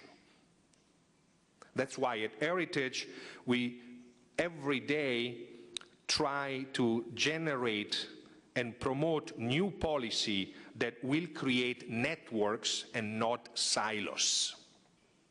We need policy that encourage collaboration between public institutions, healthcare providers, university, faith communities, volunteers, and more. Because no institution, no one alone can heal what is fundamentally a human and social crisis. The second leg of the stool, as we usually say at Heritage, is prevention. And prevention is not just a simple or even boring healthcare strategy. It is, what I say, an ethical investment in the future. Because every dollar, or here we should say every euro invested in prevention saves enormous social and economic costs later. But more importantly, prevention saves lives, relationships, and human potential. As President Trump said, once he reopened the grant to sustain this healthcare prevention, this fight to addiction, as President Trump said, we must move from a culture of emergency to a culture of anticipation. And this means investing in education, investing in emotional well-being, in youth programs, in mental health awareness, and yes, in community-based services. Young people today face pressures that previous generations could hardly imagine. Social isolation, digital dependency, anxiety, uncertainty about the future, and a growing sense of disconnection. If we fail to support them early, fragility can evolve into despair. And new policy must therefore focus especially on youth empowerment. A couple of months ago, I went to a funeral of a 17-year-old girl that was a guest at the Cenacolo in Florida that took her own life because AI told her that it was okay to do so. She felt, despite being in community, she fell in the trap of the artificial intelligence that completely brainwashed her and convinced her that nobody would miss her once gone. This is where we are right now. And as a father of 5 children and a grandfather of 5 children so far, many more to come, hopefully, I am concerned about this. Young people do not only need protection from risk, they need opportunities. They need opportunities to participate, to belong, and to build meanings in their lives. Therefore, schools, university especially, must become places not only of academic learning, but also of emotional education, civic responsibility, and human development. President Trump closed the Department of Education, I'm sure some of you are aware of that, when he announced that he wanted to restore the real meaning of the word education, which does not translate in information, but actually in formation. That's why communities, university as well, must become spaces where people feel seen and supported while being formed, and because of that, they will not feel invisible and alone.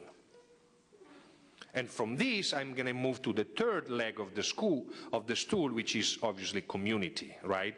A strong community, as we heard before from Simon, and I'm sure we will hear soon from Antonio, is one of the greatest forms of prevention. And when people feel connected, when they feel heard and valued, vulnerability decreases, isolation is reduced, and trust grows. But unfortunately today, many individuals experience a deep sense of loneliness even while living in highly connected community or societies like the 17-year-old girls that I mentioned to you 1 minute ago. Technologies has increased communication, but not always human relationship. And for this reason, at Heritage, we firmly believe that new policies must also rebuild the social fabric of our communities. We need accessible community centers, we need cultural programs, we need sport initiatives, we need intergenerational projects, we need to support networks for families and the elderly, and spaces where people can encounter one another with dignity and solidarity. Now you understand that community is not an abstract concept, it is a practical form of care. It is often the community that recognizes suffering before institutions do. It is often a teacher, a volunteer, a neighbor, or a local association or a community center that first notice when someone is struggling, like Simon's daughter said to her dad.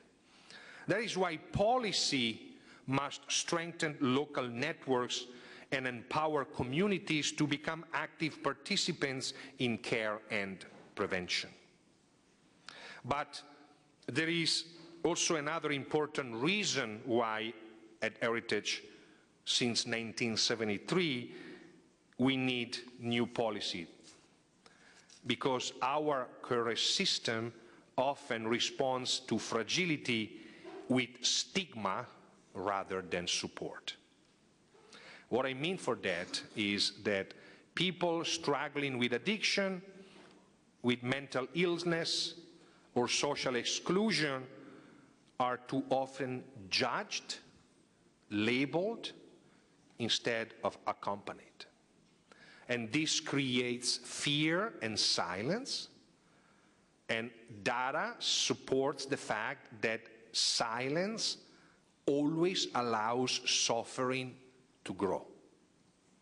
A human society today must replace stigma with responsibility and compassion. And compassion does not mean weakness. It means instead recognizing that every person deserves the possibility of recovery and reintegration.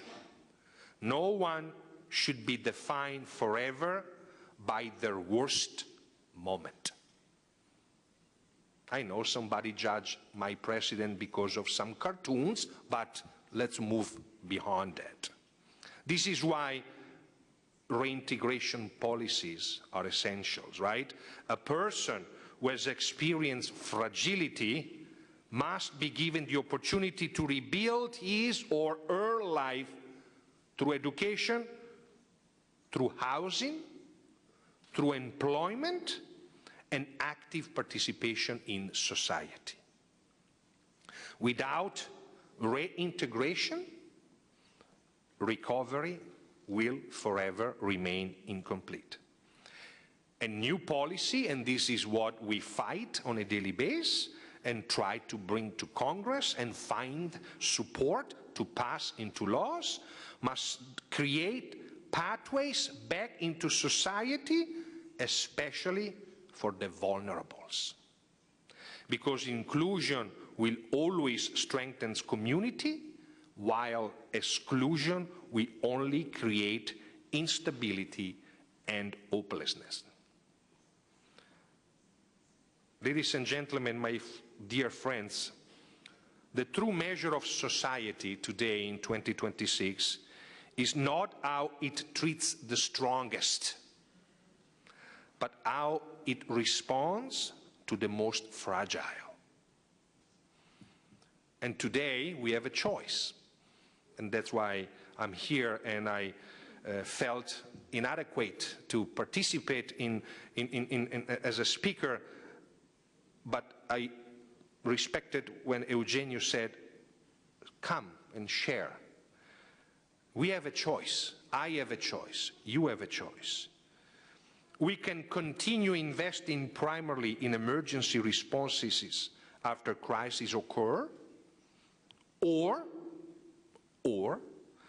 we can build courageous new policies, centers on prevention, integrated care, community engagement, and most of all, human dignity. Obviously, this path is more demanding. It requires visions, cooperation, investments, and long-term commitment. But it is also the only path capable of generating true rebirth. As you very well know, tomorrow you'll have the joy to hear Pope Leo sharing some of his thoughts. And you are very well aware that his first encyclica is about to be released. And his first encyclica is about the human person. How can we protect and at the same time elevate the dignity of the human person? Fragility should never be seen as the end of a person's story, and with the right support, fragility can and will instead become transformation. Pain can become resilience, and isolation can become belonging.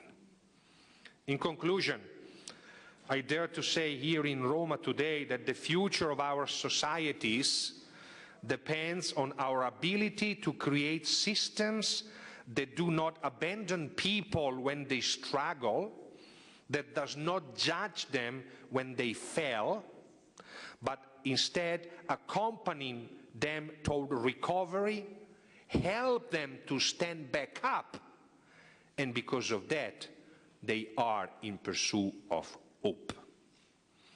Our current administration, the Trump administration, is fully aware of this need, and we at Heritage Foundation are extremely grateful for it. From fragility to rebirth, I love that. From fragility to rebirth, this is not just a slogan, it is our responsibility. A responsibility to create polities that are more humane, more inclusive, and more courageous. And above all, a responsibility to ensure that no person, no matter where, is ever left alone in their moment of greatest vulnerability, but actually we will be there to tell them, I love you. Thank you very much. Thank you very much.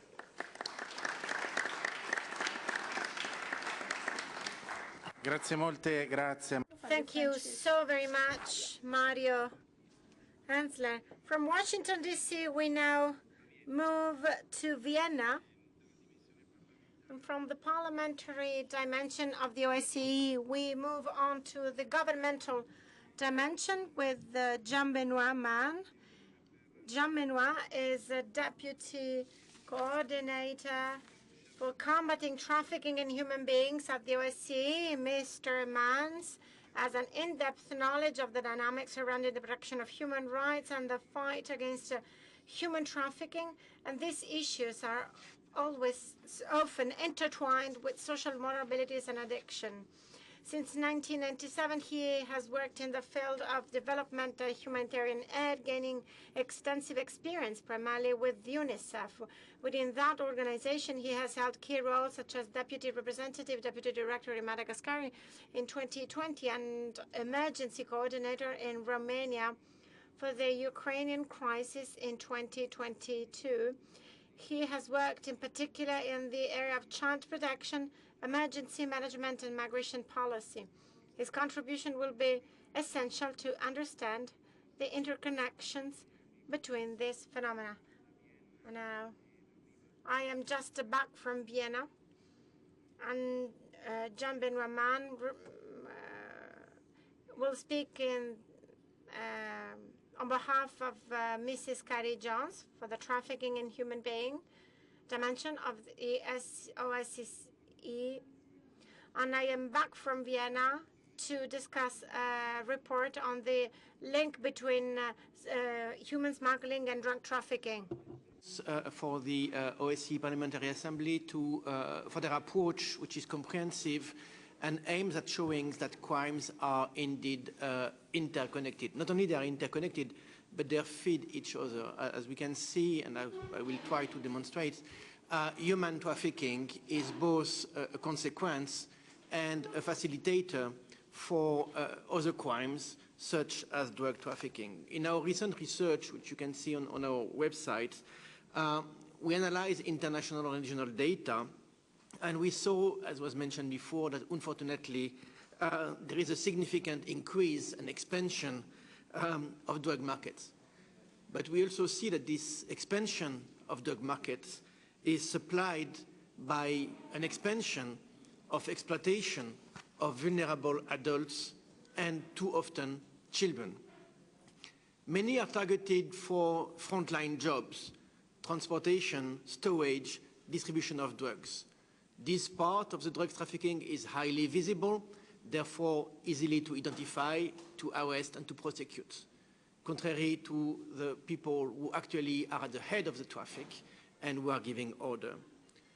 Those young adults or children are often recruited, as was mentioned before, by exploiting vulnerabilities, whether economic hardship, social marginalization that can happen actually to everyone, and we saw that also, or actual substance dependency. And once they are in the trafficking system, it becomes very difficult for them to get out. And what the research shows is that it's not just a temporary criminal involvement, but a real and long-term cycle of exploitation. At the same time, criminal networks operate with clear intent, maximize profit, reduce the risk of detection, and continue expanding their market. The sad reality is that trafficking victims are often prosecuted and not identified as victims per se. And let us not forget that behind drug trafficking, cyberscam, theft, and other criminal activities, there might also be trafficking victims, not just criminals, but individuals who have been deceived, coerced, controlled, individuals who are forced to to commit crime for the profit of others. The modus operandi of traffickers looking to exploit victims develop at a pace, unfortunately, which is beyond what our collective current policy response can keep up with. However, at OSCE, we've seen an increasing number of participating states that are recognizing and legislating against trafficking for forced drug-related crimes as part of their more global anti-trafficking efforts. In the last few years, we've seen several landmark cases regarding drug-related forced criminality, and several high-quality research and studies have been conducted by government, civil society, and academia to understand the nuance of this form of exploitation. But it shouldn't be just about research, and we therefore urgently need to reduce jointly vulnerabilities to exploitation among high-risk population, to protect and support victims without criminalization, and ultimately disrupt and dismantle trafficking networks and their financial incentive. And I think tomorrow will be key to explore how we can follow the money, which is a great way to stop trafficking. And ultimately, which is more something we can also control, is to strengthen institutional accountability and cross-border cooperation. We must ensure that prevention efforts are targeted, our protection systems are inclusive, and our prosecution efforts effectively target the criminals and not trafficking victims. We can therefore recommend and share promising practice on integrated approach, which were mentioned before, aiming at mobilizing stakeholders for prevention, protection of victims, and prosecution of perpetrators. By reinforcing capacity not only of legal enforcement specialists, but of social and welfare services, school, health sectors, and as was mentioned, communities, we can definitively reinforce our fight. Our data show that minors and young people are increasingly coerced into drug trafficking and violent crime. This is where the role of education is critical, to equip youth with the knowledge to recognize deceptive recruitment practices, tactics, and understand the risk of criminal exploitation, often appearing as too good to be true. We need to invest in education, and I do agree that education is not just the responsibility of the school system, it's all of us, to reduce youth vulnerability by strengthening the criminal systems, skills, awareness. One thing we did not mention is the need to reinforce public-private partnership so that we can reinforce prevention, particularly online, as social media channels, for example, are often used for recruitment. And we do work with Meta, with Google, with TikTok, with Facebook. Not enough, obviously, but for them to be on board, otherwise criminals will use these networks without us being able to do anything except constate the results. There's also a great need, as we mentioned before, to follow and monitor digital and financial footprints. And we do work a lot with financial institutions of each of your countries to identify the red flags that can demonstrate or at least indicate trafficking. OSCE works with several expert by experience, which is a way to just mention survivors of trafficking, to adapt tools, messages and legal instruments to better understand perpetrators' tactics, strategies and role. All that to act in favor of victims and against organized crime. Particularly between states, international organizations, NGOs, we can jointly strengthen data collection to identify trends, networks, and vulnerabilities to fight all aspects of drugs and drugs trafficking.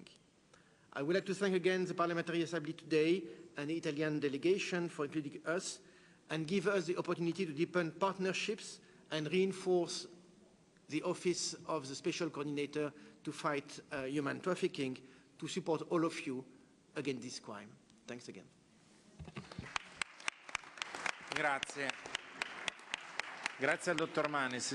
Thank you very much, Mr. Mann. Yes, we mentioned the need to build bridges between the OAS and the OSCE-PA, and we've just heard about the OSCE governmental dimension.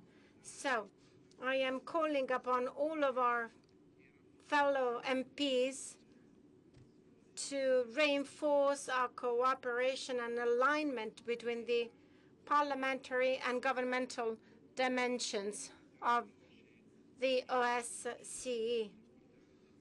This is of the utmost importance. This is what the new research is about. That is to say, trafficking in human beings.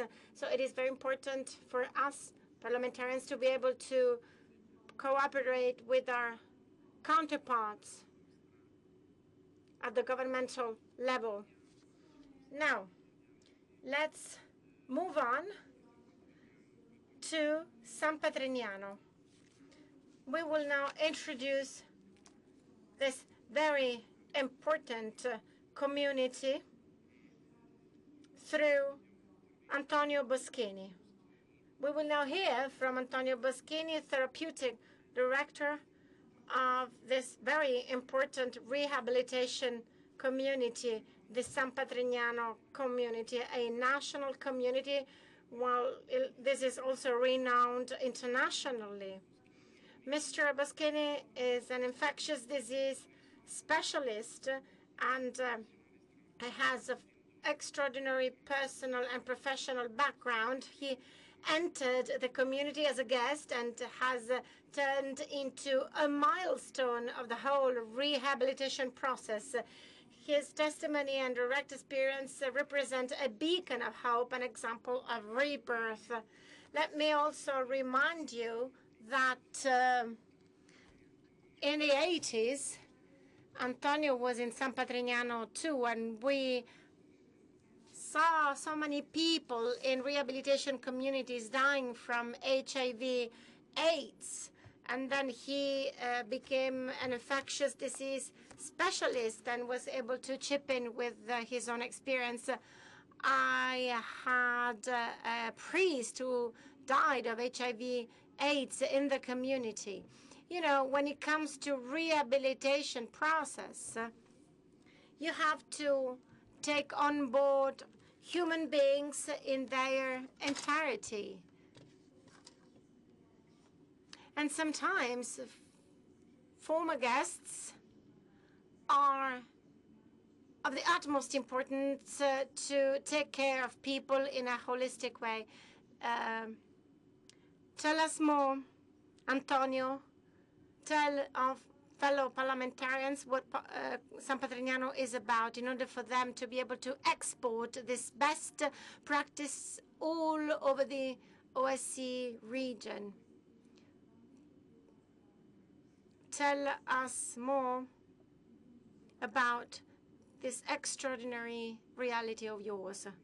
Good afternoon, everyone.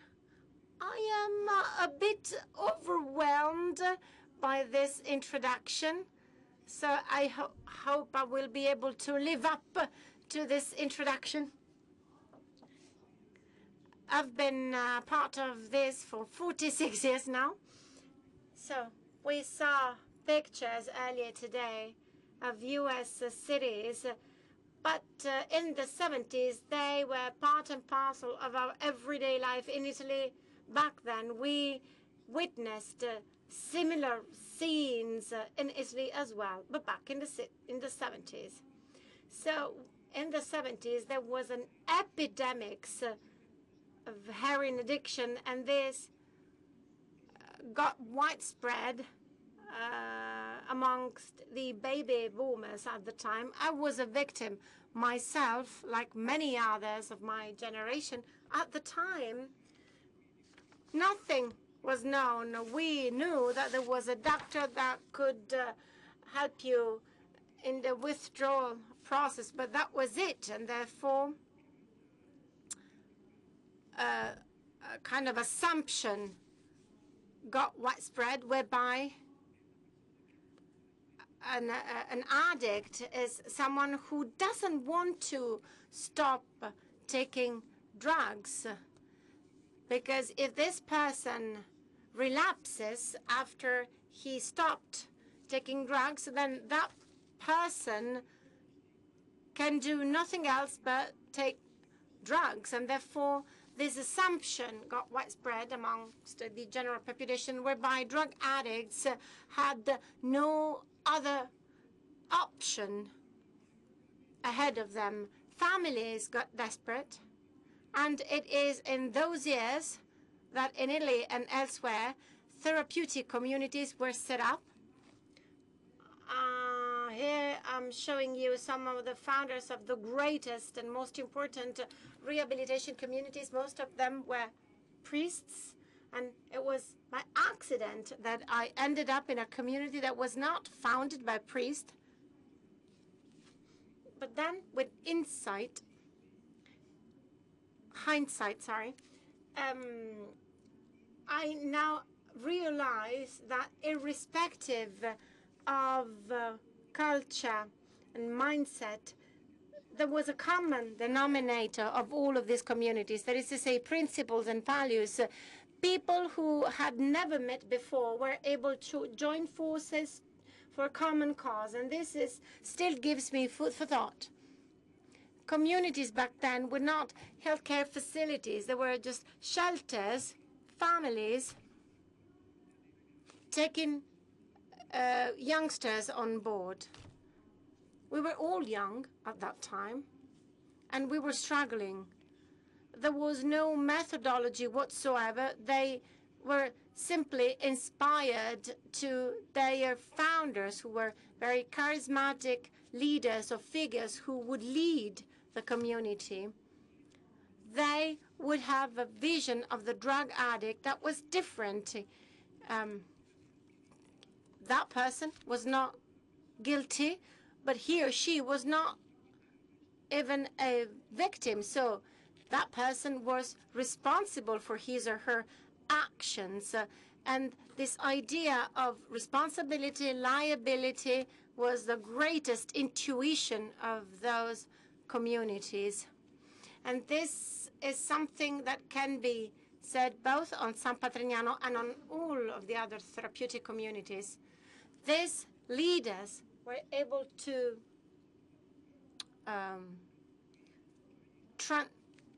transmit their enthusiasm to many of us. They were contagious. So when I started to get a little better 1 year after my admission, then it occurred to me, it dawned to me that I could in fact study medicine and that I could become a physician, a doctor in San Patrignano, to be able to give something back. That's something that I had received to get better, and in 1 year it will have been 40 years since that admission of mine. So that desire of mine, that inspiration, that intuition was not an isolated case. There were so many people who found their vocation in those communities. I mean, as guests, first and foremost. So over time, almost all communities, to a lesser or greater extent, they underwent some hardship or crisis. And that crisis had different causes or roots. Number one, many communities, and back in the 90s, lost their founders, their charismatic leaders. So they had to reinvent themselves, so to start from scratch. And since they could not imitate the former leader, they had to completely transform themselves, even by improving some aspects. And of course, this is undeniable. There are people who could not be helped. Many people do not want to give up. There are people who enter communities, and at some point they abandon these shelters. So maybe those people were not in a suitable state of mind to continue the process, and some relapse. So those communities are far from perfect. They're not the solution to all evil. And some of those communities did not go as far as to do some research to corroborate outcomes. At the time, there were debates on evidence-based medicine already at that time. And since at the time communities were not able to discuss or corroborate the results, they kind of failed, some of them. And then we should not forget the HIV/AIDS epidemics back then. And that kind of ramped up healthcare approach based on damage containment or damage reduction, which had nothing to do with approach adopted in therapeutic communities. And then yet another revolution occurred in the 80s, whereby medicine finally, eventually started to deal with addiction and narcotics. And many found out that many of these users had mental conditions, and this is why they started using narcotics, so the so-called dual or double diagnosis. And so a theory got widespread whereby people, they say, people who are drug users, even before starting using drugs, have some kind of mental condition which makes them vulnerable to addiction. And then one more thing happened in the 90s.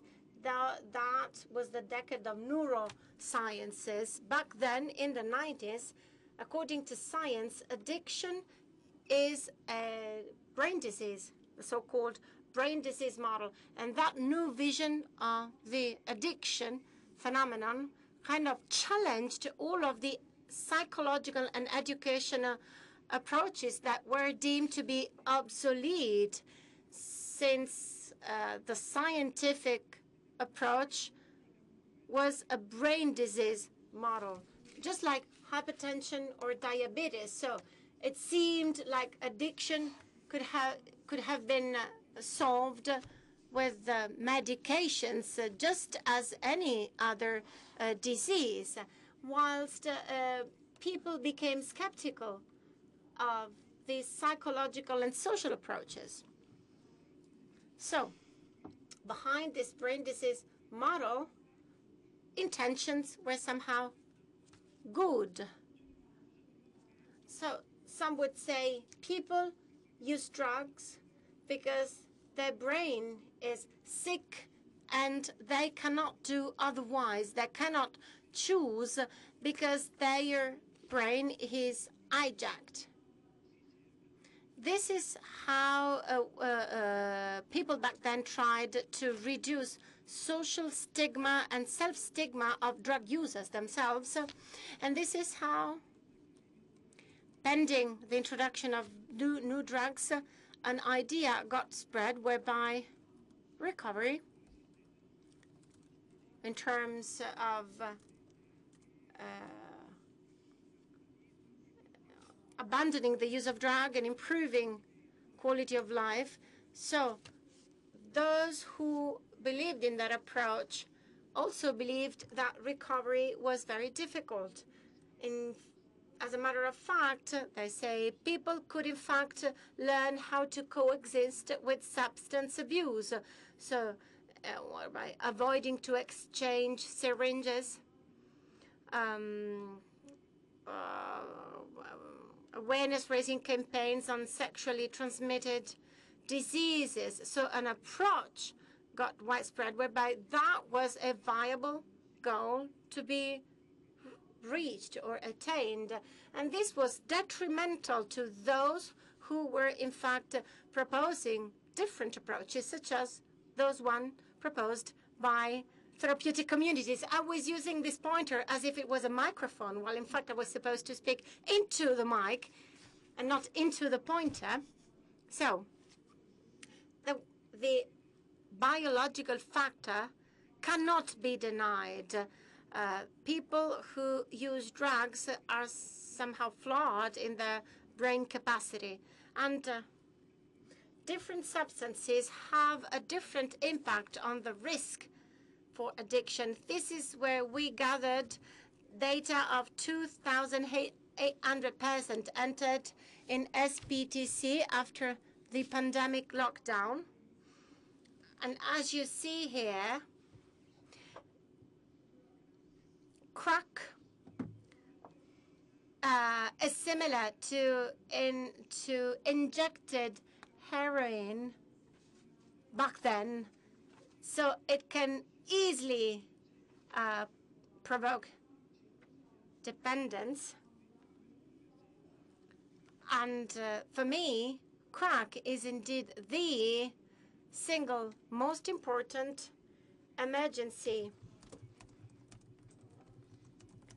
Many declare that they are at risk of developing dependence from heroin, but most importantly, crack. So I mentioned a scientific model, but then there are other researchers or scientists who, and in my opinion, rightly so, challenged this model. Why is that? The scientific and biological model is based on the neurological factors, and it's a bit reductionist. In other words, according to this model, the whole of human emotions and thought, it all boils down to neurons and neurotransmitters. Of course, was it not for them, none of this would happen, but we cannot say they were the cause of all evil. Of course, it is. There's a whole chain of actions and reactions. We cannot boil everything down to this mere factors. Neuroscientists themselves tell us that drug addiction is something our brain learns to. When I use drugs, then my brain finds out that those drugs get things that I would never be able to get through normal activities. This, as a matter of fact, is a shortcut.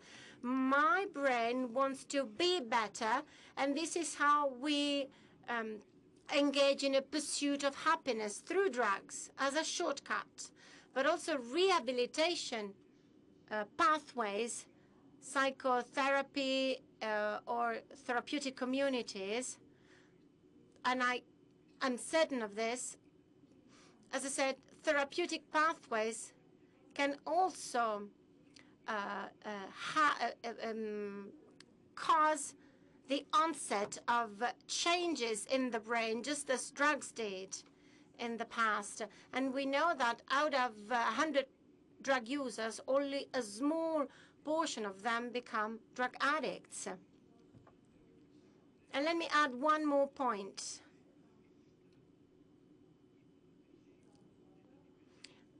This idea of addiction as a brain disease can have detrimental effect on people's desire to stop using drugs.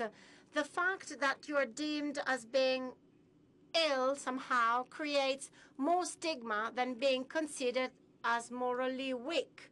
Because if I am weak, I can change. But if I'm sick, if I am ill, I'm not sure I can get better. So I met with people who thought they had a disease, and said they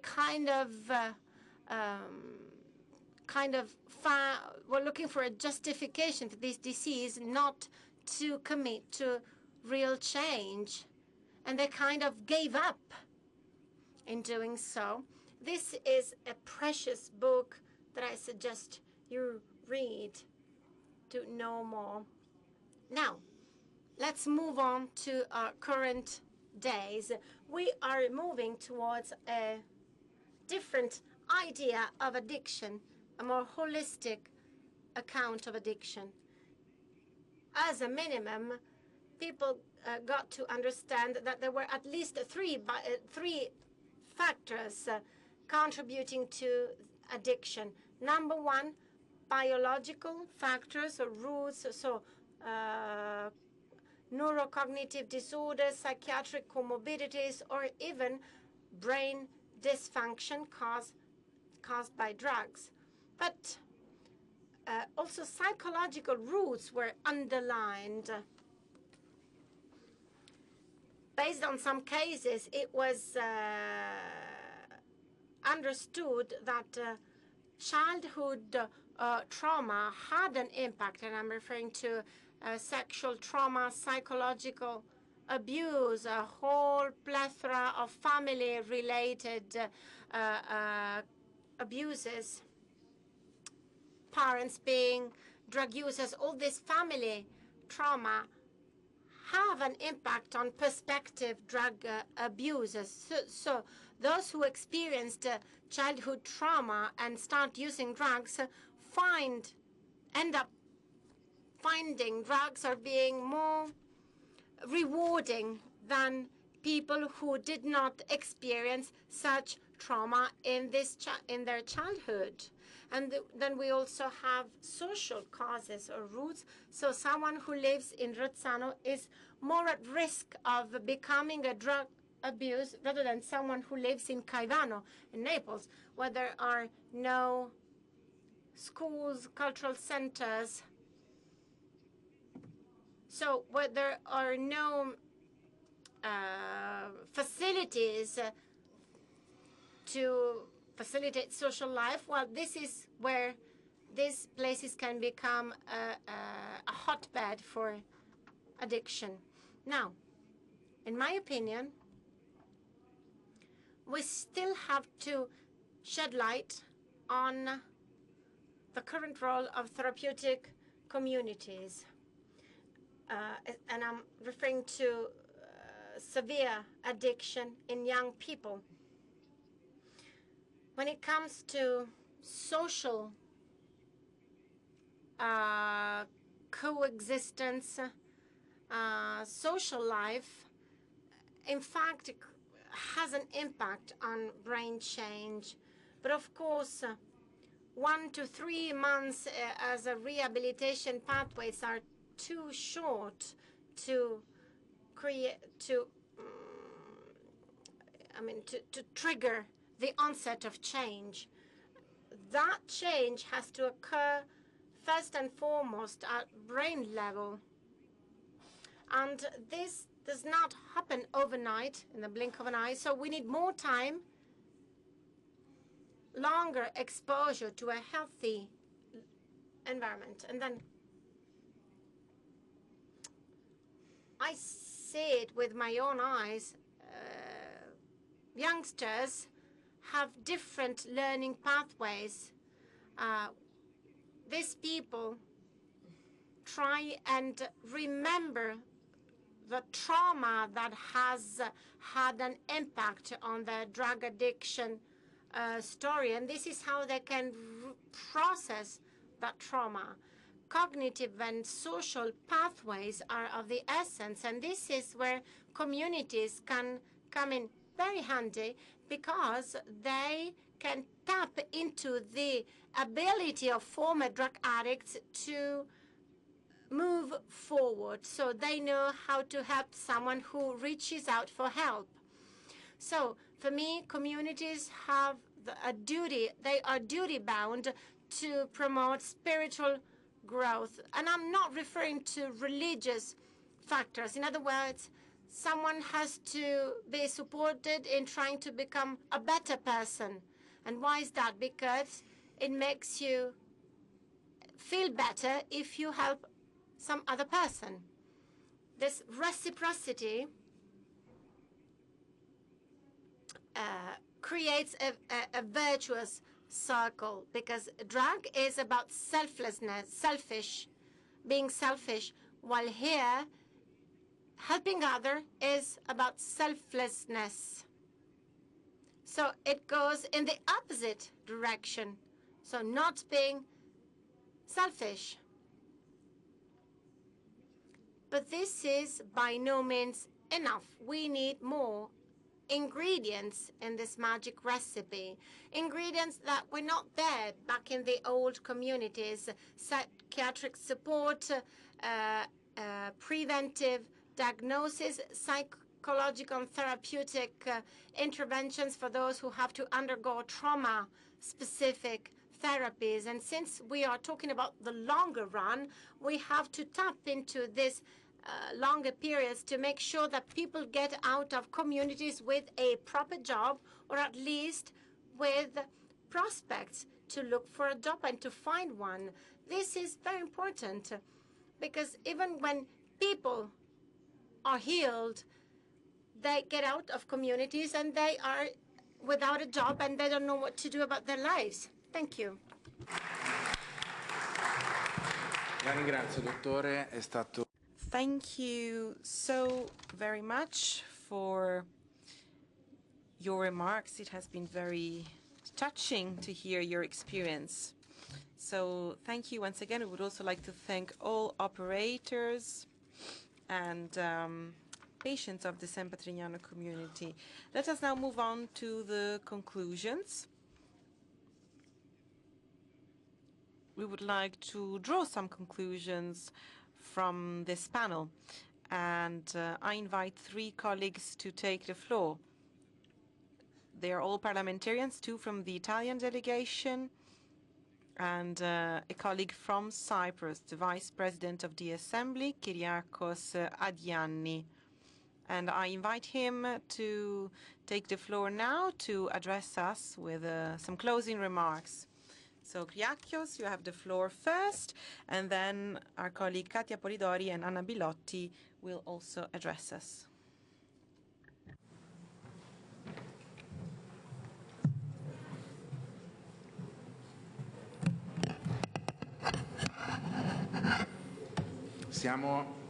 Kyriakos, siamo vicepresidente, siamo un po' lunghi con i tempi e raccomando... We are running a little bit late, so I would like to please ask our speakers to be very brief. Thank you. I would like to warmly congratulate Vice President Eugenio Zoffili for this excellent initiative in organizing the second interparliamentary conference on the fight against organized crime in the OSCE region, but also the Italian delegations, all the members from the Italian delegation and from the Italian Secretariat for this excellent event. I would also like to thank General Secretary Roberto Mondella for his support, together with the whole Secretariat, with our experts, with our personnel. This meeting today is a political response to a problem that harms public health, affects social cohesion, and puts young people at risk. It's a response to a threat for the humanity. And this has to be the message from all the speeches we hear from our speakers.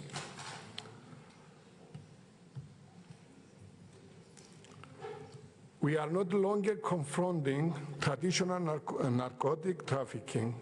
We are confronting transnational hybrid criminal ecosystems, operating across borders, exploiting technology, weakening democratic institutions, and targeting social cohesion.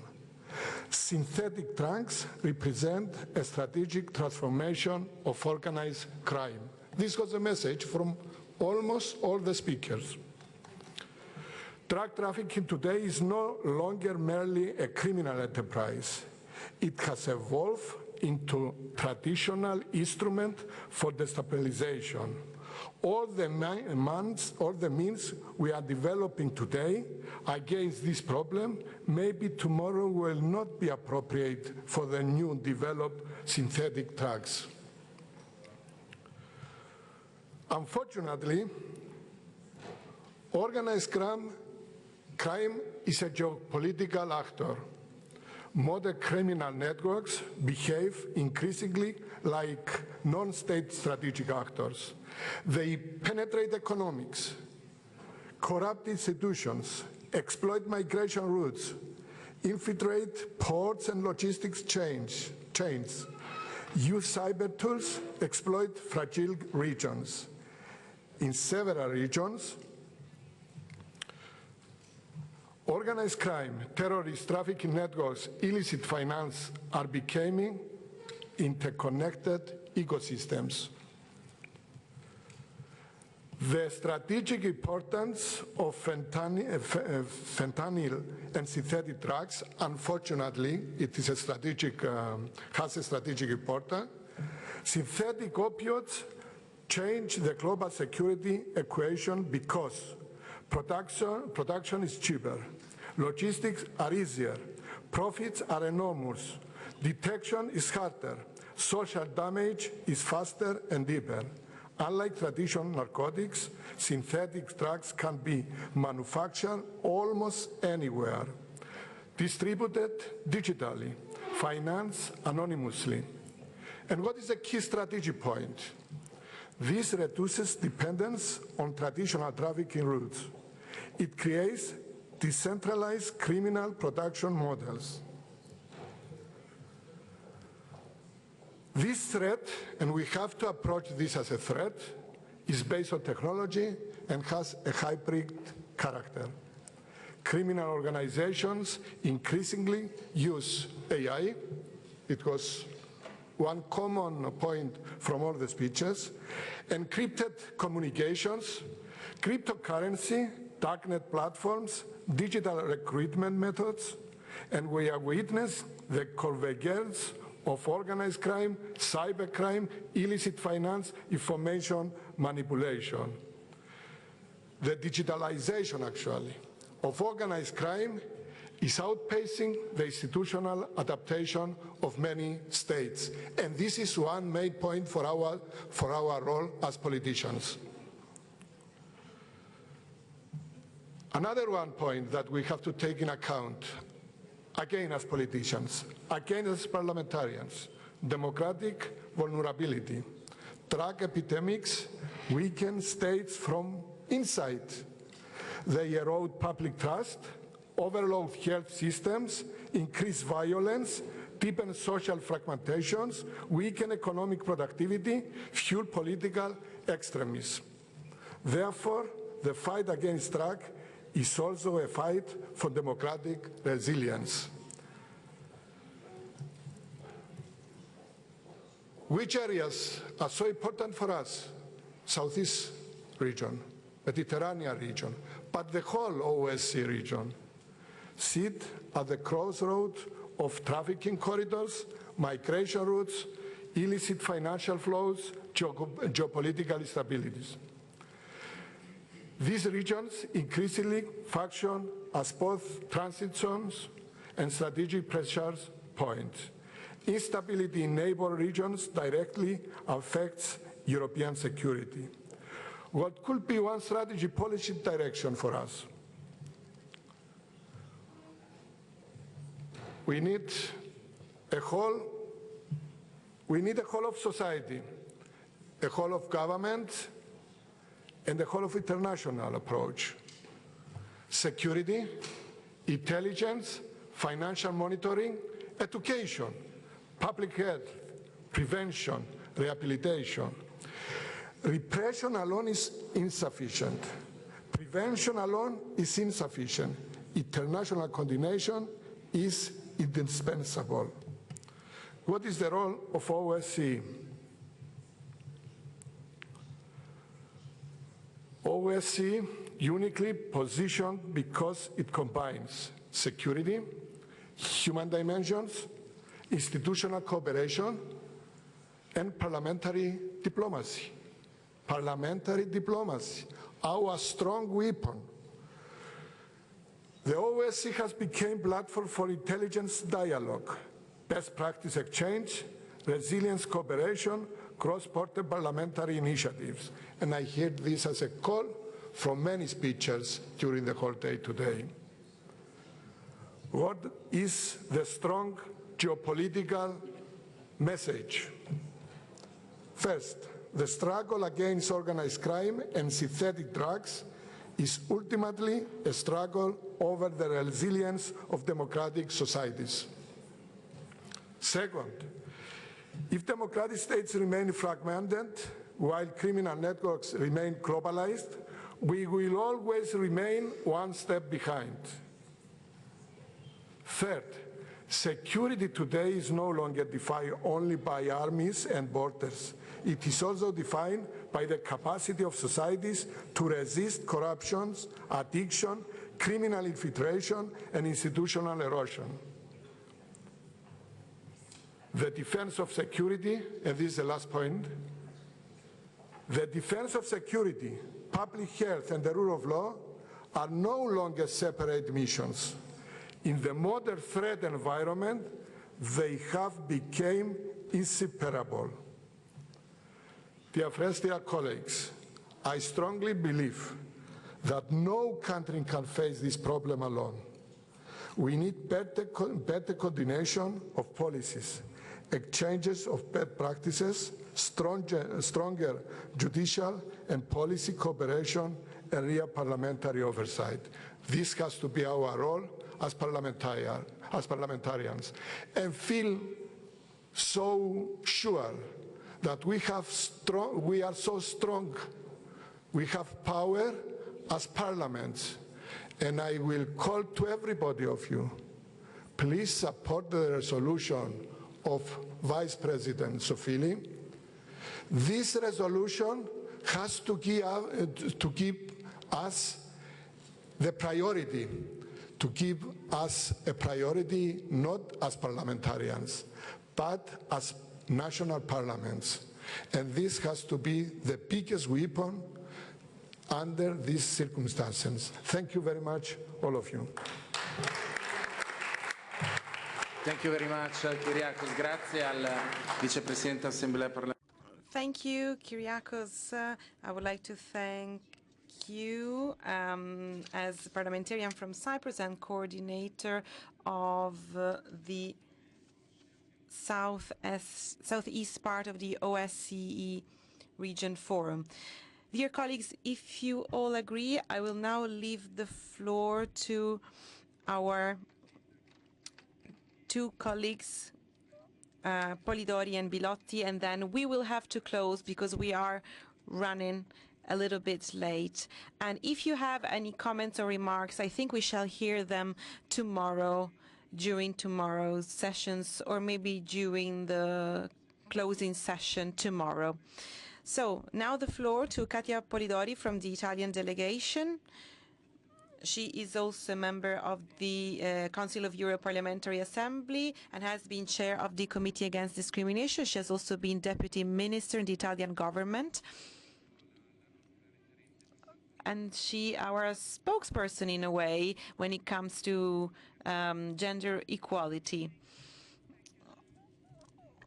Eugenio for having us in this beautiful venue, and thank you to the Italian Secretariat for the magnificent organization.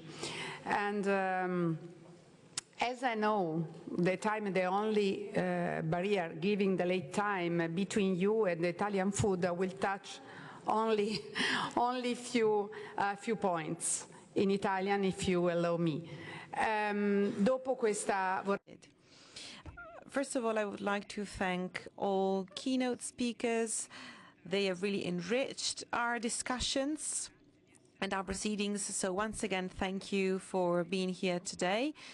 And you've really moved us. Yes, we are politicians, but we do have a heart. And we were really moved and touched.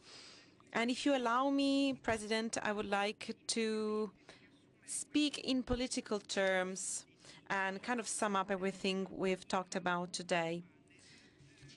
The title of this panel encompasses the concept of fragility. Fragility should not be viewed as a sentence, but rather as an opportunity for individual and collective rebirth. All speakers have mentioned this aspect. This is, of course, a public health challenge, but it has also a lot to do with social cohesion, with human dignity, security, and with our institutions' responsibility not to leave anyone behind.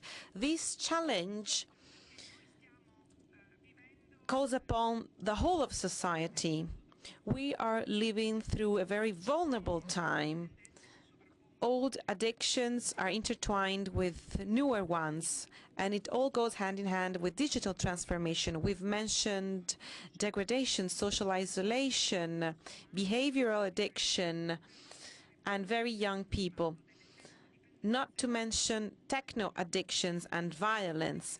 Italy is one of the first countries in the world to come up with the National Prevention Plan against fentanyl and synthetic opioids.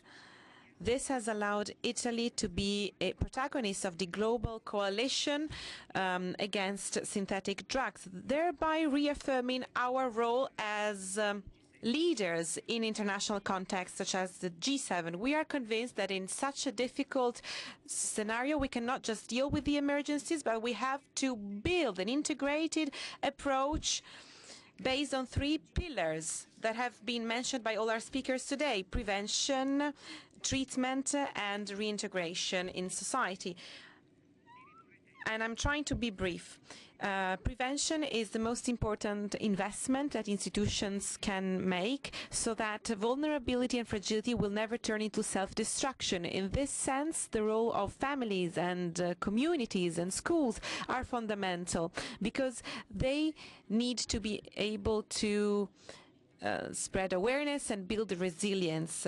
Preventing means acting before degradation turns into marginalization, and it means giving our young people cultural tools, relational tools, as well as emotional ones, so that they might be able to face difficulties without falling into the trap of self-destruction. It means tackling these criminal activities that exploit human fragility, including human trafficking and drug trafficking. The OSCE is playing a pivotal role on these issues. The second key pillar is treatment and access to treatment. Admission is not just about providing a service, it means first and foremost inhabiting human complexity. It's an act of confidence, of trust, and therapeutic communities are a real bridge between people, institutions, and services. The Italian experience and Italian cases such as community of San Patrignano and Casa del Giovane demonstrate that people should be at the core, not as a medical case, but as an opportunity. That's why fighting against addictions cannot just require health institutions. It requires cooperation between families, schools, the third sector, social operators, and local organizations. In this framework, my dear colleagues, international cooperation takes on a decisive significance. Multilateral organizations such as the OSCE can facilitate the exchange of best practices and the coordination of prevention policies, as well as the strengthening of common strategies against transnational networks that exploit social vulnerabilities. And let me conclude by saying that the real strength of our democracies cannot be measured by our ability to ensure economic growth or security. It is measured especially by our ability to take care of the most fragile ones and offering them a second chance. Every person being brought back to social life is a social win. Every young person saved from addiction is a resource given back to our community.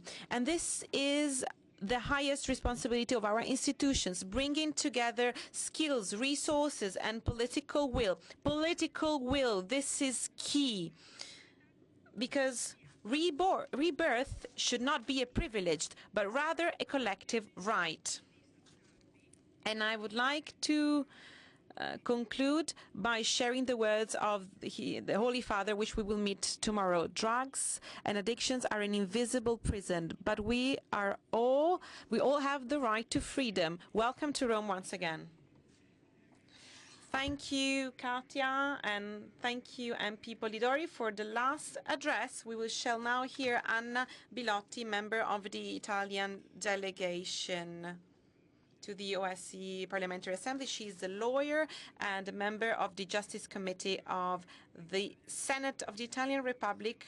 She is also a member of the Anti-Mafia Committee and the Extraordinary Committee on Human Rights. I think I said everything. You have the floor. Good evening, everyone, and welcome to Italy. I would like to greet all participants, the Secretary General of the OSCE Roberto Montella, the President of the Assembly, Pere Pons, as well as the head of the Italian delegation, as well as Vice President of the Assembly, Eugenio Zoffili. I have the pleasure of stating that he has been making such a great effort for this initiative, and I would really like to recognize his unwavering commitment over the years to such a critical topic, that is fighting against drugs and organized crime. I would also like to thank all members of staff here at the Chamber of Deputies and the Senate, both here in Italy and abroad. They are always a reference point for all of us parliamentarians and for our work.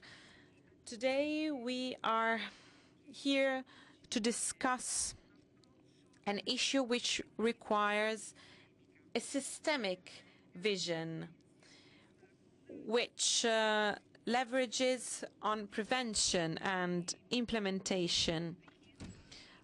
All of these elements require us to strengthen the public system. On the one hand, we have criminal prosecution, which is a public function, and then we have rehabilitation and treatment, which pertains to the social and health system. Sentences must be able to be public functions under public control within a system which ensures uniformity, transparency, and responsibility. It isn't about questioning the important and essential role of the third sector and of therapeutic communities. Rather, it is about avoiding confusion between different roles, since this might turn care facilities into punishment and sentence enforcement facilities, with all the ambiguities and problems that may come with it. So we should promote the strengthening of care facilities. And it's important to put forward a new model to enforce sentences by facilitating real social reintegration paths, such as social care homes. Our response to drug addiction has long been that of criminal prosecution, of imprisonment and marginalization, but this approach has failed because it does not reintegrate people. It exacerbates vulnerability and increases the recurrence rate. This is a failure for our states, for the rule of law, and for society as a whole. And this is a failure when it comes to fighting against organized crime, because drug trafficking feeds on this criminal spiral.